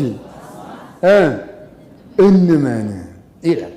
እሺ የከበርንባቸው አስማት ምንድነው ስንለው ምንድናቸው ስንለው ዘቦሙ ተጠመቅነ የከበርነው በምንድነው ስትሉ በጥምቀት አስማት ማለት ስም የሚለው ሲበዛ ነው። ስም የሚለው ሲበዛ ካህን የሚለው ካህናት እንደሚለው ምእመን የሚለው ምእመናት እንደሚለው ስም የሚለው አስማት ይሆናል ማለት አስማት። ስለዚህ ኦርቶዶክስ ተዋሕዶ ቤተክርስቲያን ውስጥ አስማት አለ ከተባለ አለ። አስማቱ ምንድነው ሲባል የተጠመቅንበታቸው አስማት እነዚህ እነማን ናቸው ካላችሁ አብ ወልድ መንፈስ ቅዱስ። እስኪ በሉ አይዟችሁ አብ ወልድ መንፈስ ቅዱስ በሉ። በእነዚህ አስማት በሉ። እሺ ምን በል? እንመን በሉ እንጂ እንመን። በስላሴ ስም እንመን ማለት ነው በአጭር ቃል ሲተረጎም። በእነዚህ አስማት እንመን የምንለው ምን ለማለት ፈልጌ እንደሆነ ብቻ ልንገራችሁ። አብ ወልድ መንፈስ ቅዱስ፣ አብ ወልድ መንፈስ ቅዱስ ስንት አምላክ ይባላሉ? አቤት አንድ አምላክ። ሶስት አካል አንድ አምላክ ስለሆኑ ምን ይባላሉ? እግዚአብሔር ፍቅር ነው። እስቲ እግዚአብሔር ፍቅር ነው በሉ። ፍቅር ማለት አካል ተለያይቶ አንድ መሆን ማለት ነው። አካላቸው ሶስት ነው፣ መለኮታቸው አንድ ነው ለማለት እግዚአብሔር ፍቅር ነው ይላል። ስለዚህ በስላሴ ስም ማመን ማለት በፍቅር መኖር ማለት ነው። በፍቅር መኖር ነው። ሃይማኖታችሁን የምትገልጡት በዚህ ነው። ስለዚህ በስላሴ ስም ቢጠመቅም በፍቅር የማይኖር ሰው ሃይማኖት የለውም። ማመን አኮ በአጽምዖቱ ዘትጸድቁ አይደል ያለ ቅዱስ ጳውሎስ። በመስማት የምትጸድቁ አይምሰላችሁ አላ በገቢሮቱ በመስራት ነው እንጂ ብሎ ተናግሯል። ስለዚህ በስላሴ ስም መሆን ማለት ሰው እግዚአብሔር ፍቅር ነው። እግዚአብሔር ፍቅር ነው ማለት ሶስት አካል አንድ መለኮት ነው። ሰው በእግዚአብሔር አምላክ አምሳል የተፈጠረ ነው። እንግዲያስ የሰው መልኩ ፍቅር ነው። እስኪ የሰው መልኩ ፍቅር ነው በሉ። የሰው መልኩ ምንድን ነው አላችሁ? ፍቅር ነው። ጠብ የዲያብሎስ መልክ ነው። በፍቅር መኖር እሱ ነው። ሌላው ከቃሉ ጋር ናችሁ። አብ ልብ ነው፣ ወልድ ቃል ነው፣ መንፈስ ቅዱስ እስትንፋስ ነው። እንደ አብ አስተዋዮች ለባውያን አዋቆች፣ እንደ ወልድ ቃለ ጽድቅ ነው። ወልድ የእውነት ቃል ነው፣ እውነት ተናጋሪዎች። መንፈስ ቅዱስ ሕያው ነው፣ ሕያው ስራ ሰሪዎች ከሆን በስላሴ ማመናችን በዚህ ይታወቃል። አዋቂዎች በሉ እስኪ አንድ ጊዜ፣ እውነት ተናጋሪዎች፣ ሕያው ስራ ሰሪዎች ከሆን ምን እንባላለን? በስላሴ አመን ይባላል ማለት ነው። የስላሴን መልክ መያዝ ማለት እሱ ነው። ሌላው ደግሞ አብ ለራሱ ልብ ነው፣ ለወልድ ለመንፈስ ቅዱስ ልባቸው ነው። በሉ አብ በሉት። ቀጥሎ ያለውን አብ ለራሱ ልብ ነው፣ እሺ፣ ለወልድ ለመንፈስ ቅዱስ ልባቸው ነው። ዕውቀት ለሌላቸው ዕውቀት የሚሆኑ ሰዎች የአብ መልክ አላቸው። ዕውቀት ለሌላቸው ዕውቀት የሚሆኑ ራሳቸው አውቀው አብና መንፈስ ቅዱስ ዕውቀት ስለሌላቸው አይደለም፣ ዕውቀታቸው አብ ስለሆነ ነው። እኛ ግን ለሌላው ዕውቀት መሆን ስንጀምር ለባውያን ስንሆን በዚህ እንመስላለን። ወልድ ለአብ ለመንፈስ ቅዱስ ቃላቸው ነው። እውነት ተገፍተው ብንናገር እንሞታለን ላሉ ለነዚህ ጠበቃ የሚሆኑ ቃል የሚሆኑ ለሰው ቃል የሚሆኑ ነባቢ ስጋ ቃል ለስጋ ቃሉ ነበር በተዋሂዶ ቃል። ስለዚህ አብና መንፈስ ቅዱስ ቃል የሌላቸው አይደሉም። ቃል በቃልነቱ ህልው ሆኖ ይኖራልና፣ ነገር ግን ቃል ላጡ ምላሽ ላጡ ለተቸገሩ ቃል የሚሆኑ ወልድን ይመስላሉ። አካላቸውን ለመምሰል መለኮታቸውን የመለኮት አንድነታቸውን ለመምሰል ፍቅር ያስተረጉምልናል። ሰው እንዲኖር ሰው የሞተ ሰው እንዲድን የሚፈልጉ ለሰው መዳን የሚያስቡ በመንፈስ ቅዱስ ይመሰላሉ። ሶስቱም ግን በሶስቱ አሉበት። አብ ልብ ነው ስለተባለ ወልድና መንፈስ ቅዱስ ልብ የላቸውም አይባልም። ወልድ ቃል ነው ስለተባለ ሶስቱም በሶስቱ አሉበት። ስለዚህ ለሌላው ሕይወት የሚሆኑ እነዚህ ምን ይባላሉ? መንፈስ ቅዱስን ይመስላሉ። አንድ አባት ነበረ፣ አባ ኒቆላዎስ ይባላል። እና ምንድን ነበር የሚያደርግ መሰላችሁ? የሆነ ባለጸጋ ደህየ። ያው ዘመን ይገላበጥ የለ ሲደህይ 3 ሴቶች ልጆች ነበሩት። የእሱን ልጆች የሚያገባ ጠፋ። ምን ሀብት ሊሰጠን እየተባለ በኋላ ሲጠፋ ለሱም የሚበላው አጣ። ልጆቼን አመንዝር አላርግና የእነሱን እየተቀበልኩ ልብላ አለ። ልጆቹን አመንዝር አድርጎ ከሴተኛ ዳሪ ቦታ አሰልፎ የልጆቹን አካል እየሸጠ ሊበላ ማለት ነው። ዛሬ እንደዚያ ሆነው የሚኖሩ ሰዎች አሉ አይደለም? ሰዎች ልጆች ምን ያህል ተቸግረው እንደሚያመጡ እግዚአብሔር ያውቀዋል። ልጅ ውጭ ሀገር አለኝ ልጅ እንትን አለኝ እያሉ ያለ አግባብ የሚመጻደቁ ሰዎች የልጆቻቸውን መከራ ባያውቁ ነው። ሽጣው ነው የሚበሉት በእውነቱ ማለት ነው። ሁላችንም ይህንን ማወቅ ይጠበቅብናል። ስሩ። ሰምታችኋል? በተለይ ውጭ ሀገር ልጅ ዘመድ ያላችሁ ሰዎች መስራት አለባችሁ። ነውር ነው። እውነቴን ነው። እንዲሁ ቁጭ ብሎ ዝም ብሎ ወር እየጠበቁ እዚያ ባንክ ዶ እያወጡ መብላት ይሄ ቁንጫነት ነው። ቁንጫን ታውቁታላችሁ? አንድ የቆፈረ መስሎ እኛ ለፍተን ያጠራቀምናትን ደም እየመጠመጠ ሌሊቱን ሙሉ እኛን እንቅልፍ እየተነሳን እሱ ሲያብጥ ያድራል። ቁንጫ ማለት እንደዚያ ነው። ሳይደክሙ የሚበላ በሰው ደም የሚኖር ሰው ቁንጫ ነው። መስራት አለባችሁ። የክርስቲያን አንዱ ምልክቱ መስራት ነው። እግዚአብሔር እስከ ዛሬ ይሰራል። የእግዚአብሔር ልጆች ሁልጊዜ ይሰራል። እጃችሁን እግር አድርጋችሁ ማንኛውም ስራ ሳትንቁ መስራት አለባችሁ። የማይሰራ ሰው ክርስቲያን አይደለም። እውነቴን ነው። ስሩ በደንብ። ከዚያ በኋላ እንደዚያ ብሎ ሲያስብ አባ ኒቆላዎስ ተገለጠለትና አባ ኒቆላዎስ ደግሞ ከምናኔ በፊት የሀብታም ልጅ ነበረ። ይሄድና ወርቅ ዶ አባቱ ቤት አመጣና 100 ወቄት ወርቅ ሳይሰማ ከዚያ ከባለ ጸጋው ገና እቅዱን እንዳቀደ እኮ ነው ልጆችን ሽጬ ልብላ ሲል በመስኮት ሃይማኖት ስለነበረው ቅን ስለነበረ ሰውየው ቸግሮት እንዲያስላደረገ በመስኮት ያን 100 ወቄት ወርቅ ጣለለት። አንዲቱን ልጅ ዳረ። ሌላ ቀን ጣለለት፣ ሁለተኛዋን ዳረ። ሌላ ቀንም ጣለለት፣ ሶስተኛዋን ዳረ። በኋላ እንዲህ ያደረገ ወርቅ እየጣለ ከዳ ያወጣኝን ሰውማ ለየው ብሎ ቢጠብቅ አባ ኒቆላዎስ በሌላ ቀን ተግቶ ሳልተኛን ማድር ሲጥላት ለማየት ብሎ አየ። አንተ ሰውን ለድነት የምታበቃ ሰው ምንኛ ምስጉን ነህ ብሎ አመሰግነው። ለሰው ድነት የሚያስብ ሰው ቸግሮት ያየው ሰው ሁላችሁ ሲሰርቅ ያያችሁት ካለ በመስረቁ አንደኛ ከሰው ጋር ሁለተኛ ከእግዚአብሔር ጋር ተጣርቷል። በዚህች ነግድ በሉትና ከእግዚአብሔር ጋር አስታርቁት። ያ ነው ማስታረቅ ማለት። መንፈስ ቅዱስን መምሰል ማለት ይሄ ነው። ሰው በሕይወት እንዲኖር ማድረግ፣ የራስንም አካል ሌላውንም አካል ሕያው እንዲሆን መፍቀድ፣ እሱ ነው በእውነቱ ማለት ነው። እንዴ ይሄ ብቻ ይገደንቃቸዋል እንዴ? በዝሙት የሚተዳደሩትን ሴቶች እየገባ ከዝሙት ያወጣ የነበረ ሰው ነበረ። አሁን ዛሬ በእነዚህ ሰዎች የምትፈርዱ ትኖራላችሁ በእውነቱ ማለት ነው። ቸግሯቸው ሰውነታቸውን ሽጠው የሚያድሩ ሴቶች አሉ። ክርስቲያኖች ናቸው። እነሱም መጽደቅ ይፈልጋሉ። የሚያወጣቸው ጠፍቶ እንጂ ማለት ነው። አዲያ አንድ መነኩሴ ነበረ። መነኩሴ ነው። ቀን ስራ ይሰራል፣ ቅርጫት ይሰራል፣ ይሸጣል። ማታ ብሩን ይዞ ከአንዲት ሴተኛ ዳሪ ቤት ይሄዳል። የበቃ ሰው ስለነበር ነው። ደግሞ እንደዚህ እናደርግ ብላችሁ በዚያው ጠፍታችሁ እንዳትቀሩ ብቻ ገንዘብ ስጡ ነው ያልኩኝ እኔ። ይገባል። ምን ሆነ መጣ? ካንቺ ጋር ማደር ፈልጌ ይላል። ነው? አዎ። በል እንግዲህ የመጣህበትን ስትለው ማልቀስ ይጀምራል። እንደ ቅዱስ ዮሐንስ አጽር ምን ነው መልካም አይደለሁም ውብ አይደለሁም ትለዋለች።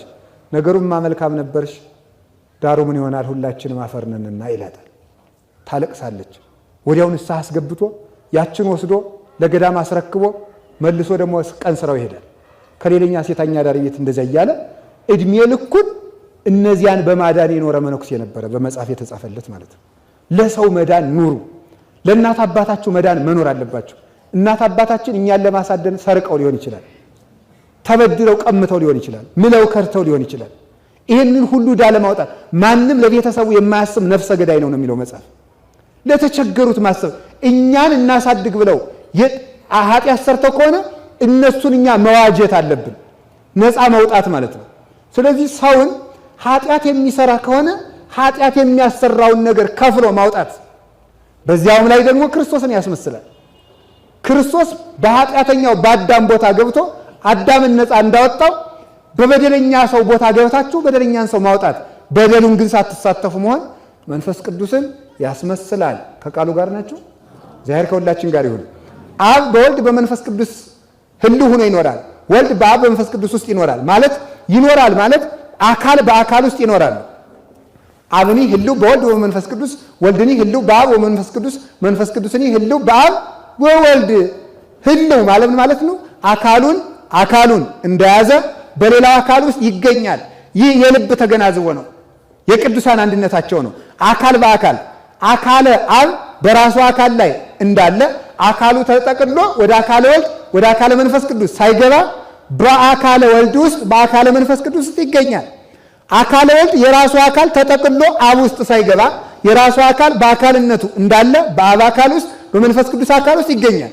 አካለ መንፈስ ቅዱስ ተጠቅሎ ወደ አብ አካል ወይም ሳይከፈል ወይም ደግሞ ሳይጠቀለል ወይም ሳይገባ ሳያድር የራሱ አካል በአካልነቱ እንደቆመ በአብ አካል በወልድ አካል ውስጥ ይገኛል። ይህ ማለት ምን ማለት መሰላችሁ?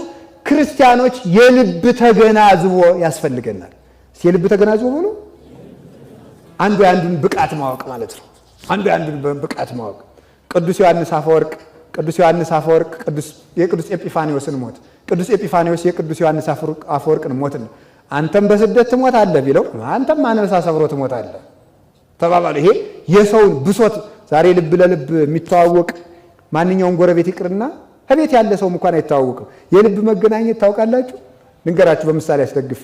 ባለ ዳሪ ሆኖ ያምሰለሰለ ነገሬን እንደው ጠርተን ብናበላቸው እንደው ሳንቲም ብናበድራቸው ብሎ ያስብና ሚስቱ አስካለ ማርያም ብትባል አስካለ ማርያም ለነገሬ እንዲል አደርግላቸው ነበር ሲላል እኔም ልልህ ነበር። ይሄ የልብ ተገናዝቦ ነው። በቀር ግን ዳር አንዱ ወደ ምስራቅ አንዱ ምዕራብ የልብ መገናዘብ ቀርቷል ማለት ነው። በልብ ተገናዝበን ከኖር የኩነት መገናዘብ ይባላል። የሥላሴ ነው ከኖር በዚህ ምን ይባላል? በዚህ ምን ይባላል? የሥላሴ ስም ማመናችን በዚህ ይገለጣል። እምነት የሚኖር ነው የሚባለው ለዚህ ነው። ሥላሴ በተዋህዶ ተዋህዶ በሥላሴ የሚባለው እሱ ነው። ከቃሉ ጋር ናችሁ። እግዚአብሔር ከሁላችን ጋር ይሁን። የሚያገናዝበን አንድ ልብ የሚያደርገን አንድ ነገር አለ። ምሕነሰ ህሊናሁ ለክርስቶስ ብነ ይላል ቅዱስ ጳውሎስ። እኛ እኮ የክርስቶስ ልብ አለን ይላል። አውቃችሁታል ይላል ሊቁ ሲተረጉም። እኛ የነ ፓይታጎረስ ልብ የለንም። እኛ የነ አርስቶትል የነ ሶቅራጥስ ልብ የለንም። እኛ ያለን የክርስቶስ ልብ ነው። በክርስቶስ ልብ እናስባለን ማለት ክርስቶስ የሚያስበው በአንድ ልብ ነው። በማን? በአብ። በአንድ ልብ የሚያስቡ ክርስቲያኖች እነሱ በሥላሴ ማመናቸው ይታወቃል። በአብ ልብነት የሚያስቡ አንድ ቃል የሚናገሩ በሥላሴ እንደሚያምኑ ይታወቃል። አንድ እስትንፋስ የሚናገሩ ማለዳ እውነት ማታ ውሸት የማይናገሩ ቃል ኪዳናቸውን የማያፈርሱ በወልድ ቃልነት ያመኑ ናቸው። ጸንተው የሚኖሩ ፈራሽ በስባሽ የማይሆኑ ማልዳ ተክበው ማታ የማይናዱ የመንፈስ ቅዱስን ሕያውነት ይመሰክራሉ። ሕያው ስራ ስሩ እንድንሰራ እግዚአብሔር ይርዳን። እግዚአብሔር ይርዳን። የክርስቶስ ልብ አለን በሉ ማለት ማለታችሁ ምን ማለት እንደሆነ ታውቃላችሁ? እኛ እንደ ክርስቶስ እናስባለን ማለት እስኪ በሉ በሉ። አይዟችሁ እንደው አፈር ሰውንላችሁ በደንብ በሉት። እንደማን እናስባለን? ከዚህ በኋላ ማለዳ ስትወጡ እኔ እኮ እንደ ፈላስፋ ወይም እንደ አንድ አዋቂ ላስብ የተፈጠርኩ ሳይሆን እንደ እግዚአብሔር ላስብ የተፈጠርኩ ነው ብላችሁ ማሰብ ይገባል። እንደዚያ ብለን ካሰብ የእግዚአብሔር ሐሳቡ ሁልጊዜ ምንድን ነው? ድነት ነው። ሁልጊዜ ድነት ካሰባችሁ እናንተ በትክክል ክርስቲያን መሆናችሁን በዚያ ለኩት። ሁልጊዜ ለሰው ድነት የምታስቡ ከሆነ ማለት ነው። የሰማችሁ ነው። ሌላው የአብ የወልድ የመንፈስ ቅዱስ ድርሻ የላቸውም። የአብ መንግስት፣ የወልድ መንግስት፣ የመንፈስ ቅዱስ መንግስት የላቸውም። አንድ መንግስት ናቸው። ሳንከፋፈል ከኖርን በሥላሴ ማመናችን እዚህ ይታወቃል። ሳይከፋፈሉ መኖር ማለት ነው። አሁንማ እኮ የቀረን ዓይንና ጆሮን መነጠል ነው። ሌላ የቀረን ነገር የለም። ሌላውን ሁሉ ከፍለን ቤተክርስቲያኒቱን ራሱ ከፍለን ጨርሰናታል። እንኳን ሌላውን ማለት ነው። እና መከፈልን አስቡ። እነገሌ ለምን ዘረኛ ይሆናሉ አትብሉ። እናንተ ዘረኛ ከመሆን ተቆጠቡ። እኛ ከተው ነው። ይኸውላችሁ እግዚአብሔር እኮ ዓለምን ለመጠገን 12 ሰው ነው የተጠቀመው። 12 ሐዋርያት። እዚህ 12 ሰው ነው አትሆኑ? ስንት ናችሁ እዚህ ያላችሁት? ኧረ ብዙ ነው። እግዚአብሔር ለማዳን እኛ እንበቃለን። ስለመላ ኢትዮጵያ ለመጨነቅ እዚህ ያለው ሰው ከተቀደሰ ስለዚህ ሰው የነዚያን አውሬ እየነጠቀ ያወጣዋል እግዚአብሔር። የማይከፋፈሉ ሰዎች እንዲያው አንዳንዶችማ ከሚስታቸው ከባላቸው የሚከፋፈሉ ሰው አሉ አይደለም? እያዋጣችሁ የምትኖርም እኮ አላችሁ። አካውንት በተለያየ ትከፍቱና ባል እንደዚህ ያመጣል፣ ሚስትም እንደዚህ ታመጣለች። ኮስት ሼሪንግ ማለት ነው። እንደዚህ እያደረጉ የሚኖሩ ሰዎች አሉ። እያዋጣችሁ በእውኑ ነው የሚለው። እንዲያውም ቅዱስ ዮሐንስ አፈወርቅ ሲናገር አንተ ሚስት በገንዘብ እንኳን ብትጠረጥር በእውኑ አካሌን ሰጥቼሽ ገንዘብ እደብቅሻለሁ በላት ይላል። አካል በላይ የሚሰጥ የለም። ስለዚህ መከፋፈልን ዘመድም እንኳን በትዳር ሆናችሁ ስትረዱ አትከፋፍሉ። ማለትም ማለት መሰላችሁ ባለፈው ለአንቺ እናት 3000 ብር ረድተናል፣ አሁን ደግሞ ለኔና 3000 አይባልም። በክፍፍልና በመዋጮ አይኖርም። እንደ አንድ ቤተሰብ ነው የሚታሰበው ማለት ነው። ስለዚህ በክፍፍል አለመኖር አንዱ እሱ ነው። ይሄ ማንን ይመስላሉ? አብ ወልድ መንፈስ ቅዱስን ይመስላሉ። ሥላሴ አይመረመሩም፣ ይመረመራሉ። ማለት ነው። አይመረመሩም፣ የሚመረመር ባህሪ የላቸውም። ደግሞ የሚታወቅ ባህሪም አላቸው። አብ ወልድ መንፈስ ቅዱስ አንድነታቸው ሦስትነታቸው ይታወቃል።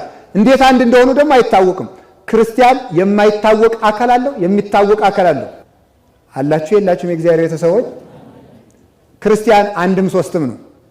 ልብነቱን፣ ቃልነቱን፣ እስትንፋስነቱን አስማምቶ መኖር አለበት።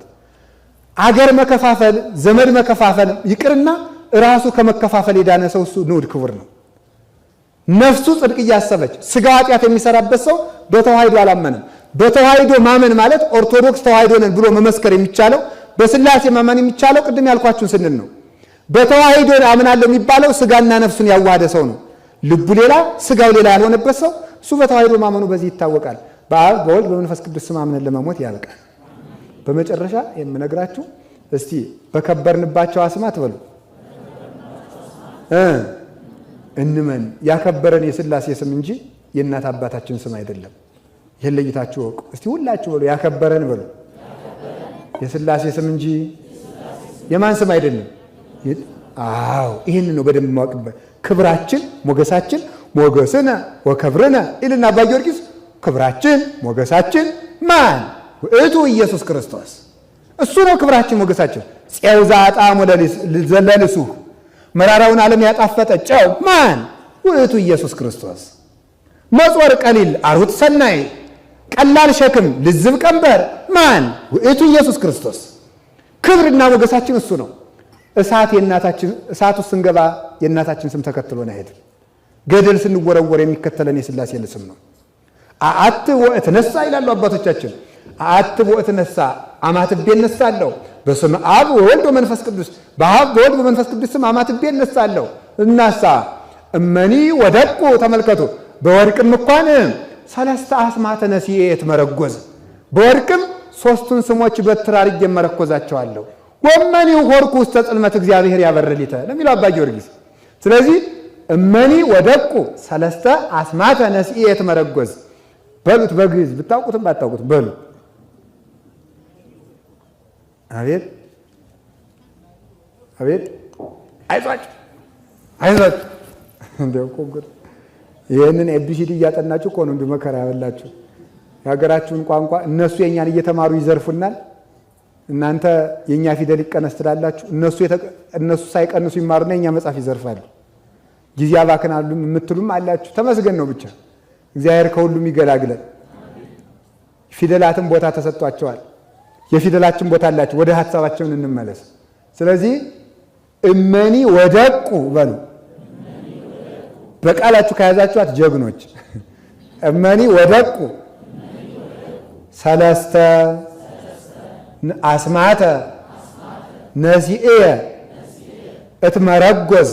እንድገሙ እንድገሙ። እመኒ ወደቁ እሺ ሰለስተ በሉ አስማተ ነሲኤ እትመረጎዝ።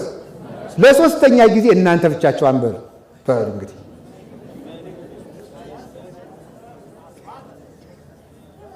ወሬ ሞልቷችሁ እኮ ነው። ቤት ይግባ ትምህርቱ። ሞላ ጽዋው ጎተራው ሞላ። ወሬ ዘረኝነት እንትና ተሾሙ ተሻው ሞላው። ይሄ ድሪቶ ሞላው። ቤት ይገባል። እስኪ አንድ ጊዜ በሉ ይቅር በሉኝ እንግዲህ እመኒ ወደቁ በሉ። እሺ አስማተ ነሲኤ። እሺ ለመጨረሻ ጊዜ አንድ ጊዜ እኔ ልበልላችሁና ደግማችኋት በየቀኑ ጧጧ ስትሄዱ እንደዚህ እያላችሁ መኪና ውስጥም ስትሄዱ እንደዚህ ይችበሉ። ነግሬያችኋለሁ እንዳትረሱ። ይችል እመኒ ወደቁ ሰለስተ አስማተ ነሲኤ እትመረጎዝ። እሺ በሉት እንደገና።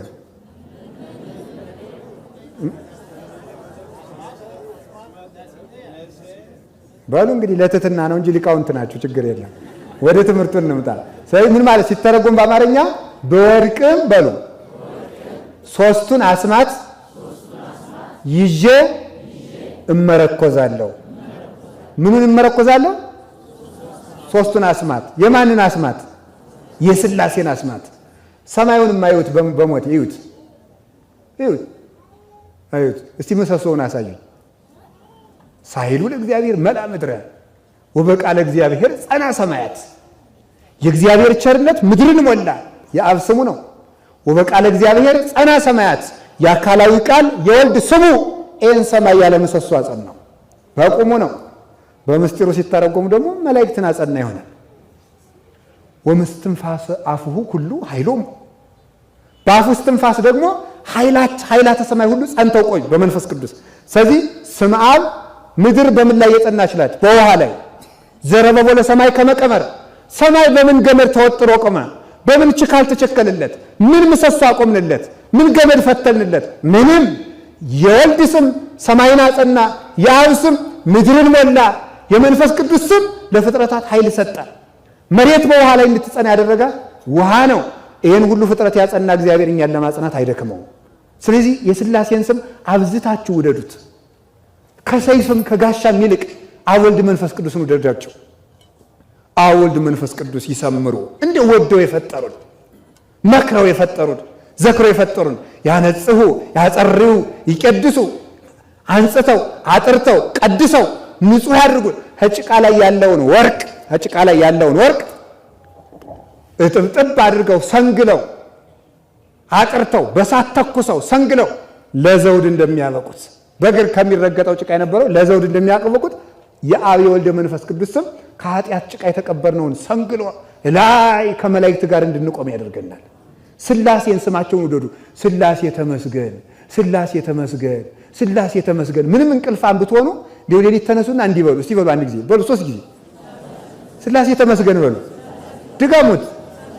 ድገሙት። ለሰይጣን ከዚህ በላይ ጦር የለው። ቀኑን ሙሉ ዝም ብላችሁ ሥላሴ ተመስገን በሉ። ተመስገን ካላችሁት ዲያብሎስ እንዲህን ሁሉ እያረኩት አይመረውም እንዲህ ሰውዬ ብሎ እኛን ማሰልቸት ካቃተው እሱ ሰልችቶ ይሄዳል። ተመስገን በሉ። እንደ እግዚአብሔር የእናት አማላጅ ስለሰጠን፣ ስጋውን ደግሞ ስለሰጠን፣ መልኩን ስለሰጠን፣ የሰማይ በር ስለከፈተልን፣ በንስሐ ስለሳበን፣ አንድ ልጁን ስለሰጠን ሥላሴ ተመስገን በሉ። ሥላሴ ተመስገን በሉ። ሥላሴ ተመስገን በሉ። ስለዚህ የሥላሴን ስም ታምኑታላችሁ? ሰማይን ማን አጸናው? የሥላሴ ስም በሉ። ምድርን ማን አጸናት? መላእክትን ማን አጸናቸው? ፍጥረታትን ማን አጸናቸው? ለሁሉ ነገራችሁ የሥላሴን ስም ተጠቀሙ። ስታነቡም በስመ አብ ወወልድ ወመንፈስ ቅዱስ አሐዱ አምላክ፣ ስትበሉም በስመ አብ ወወልድ ወመንፈስ ቅዱስ አሐዱ አምላክ፣ ስትደነግጡም በስመ አብ ወወልድ ወመንፈስ ቅዱስ አሐዱ አምላክ። የሥላሴ ስም ጋሻም ትጥቅም ልብስም ነው። መፈራትም ይሰጣችኋል። ክርስቲያን የሥላሴን ስም ካመነ ከልቡ ካመነ ታምናላችሁ? አታምኑ? ታምናላችሁ? እውነታችሁን ነው? እስቲ ከቤታችሁ አይጥ ያለባችሁ ሰዎች እጃችሁን አውጡ። አውጡ። አይጥ ጥሩ ነው። አይዟችሁ። እንደገርሙ የሥላሴ ስም ከጦርነት ነው ከአይጥም ይጠብቃል። አይጥ ይጠብቃል አይጠብቅም? ይኸውላችሁ እምነታችሁን ተለማመዱት። ቢያንስ እስቲ አባቶቻችን እሳት አባረሩበት፣ እስቲ እናንተ ቢያንስ አይጥ አባሩበት። ይሁንት የእናንተ እምነት እንዲሁ ምን ሊያደርግ ነው? አይጥ እንኳን የማታባርሩ ጉንዳን እንኳን እናል ሥላሴን ካመናችሁ። ስለዚህ ማለዳ ሥላሴን አብዝታችሁ አመስግኑ። ጧትም ማታም አመስግኑ። ረጋሚዎች አንሁን፣ አመስጋኞች እንሁን። ሥላሴንም አናሰደው። በሥላሴ ስም ካመናችሁ ምንም አይነት ነገር የሚቋቋማችሁ ነገር የለም። መርዝም እንኳን ቢሆን ይሻራል፣ ጦርነትም ቢሆን ይሻራል፣ እሳትም ቢሆን ይጠፋል፣ ተራራም ቢሆን ይፈልሳል። የሥላሴ ስም የማይቻለውን ያስችላል። አሁን እንደምናየው ከሆነ የኢትዮጵያ መከራው የማይቻለው እኔ የምትመስለኝ ኢትዮጵያን ሳያት እጁም እግሩም እጣቱም ሁሉም አካሉን ፈርሶ ምኑን ይዤ ላንሳው የሚባል ሰው ነው የምትመስለኝ። ሁሉም የፈረሰ ሁሉም አካሉ ላይ ፈርሶ የቱን ይዤ ልጎትተው ሁሉም ይፈርሳል የሚባል በዚያም መፍረስ በዚያም መፍረስ በዚያም መፍረስ በዚያም መፍረስ እንደ ሰው አሁን እንደ አፍራሾች እያፈረሱ እያጠናቀቁ ነው። እንደ ሥላሴ ግን ይቻላል። ሥላሴ የፈረሰን የሚሰራ ሳይሆን ያልነበረን የሚያመጣ አምላክ ነው። ስለዚህ የሥላሴ ስም ሰውን ከመላክ ጋር ያስቆጥረዋል። ልብ በሉማ የሰይጣን ተንኮል ሰው በሥላሴ ስም ያልተደረገ ታምር የለም። ግን ተመልከቱ፣ ታምር ያልተገለጠው እግዚአብሔር ታምር ስለማያደርግ ሳይሆን ታምር እንዲያደርግ የሚፈቅድ ሰውነት ስለሌለን ነው።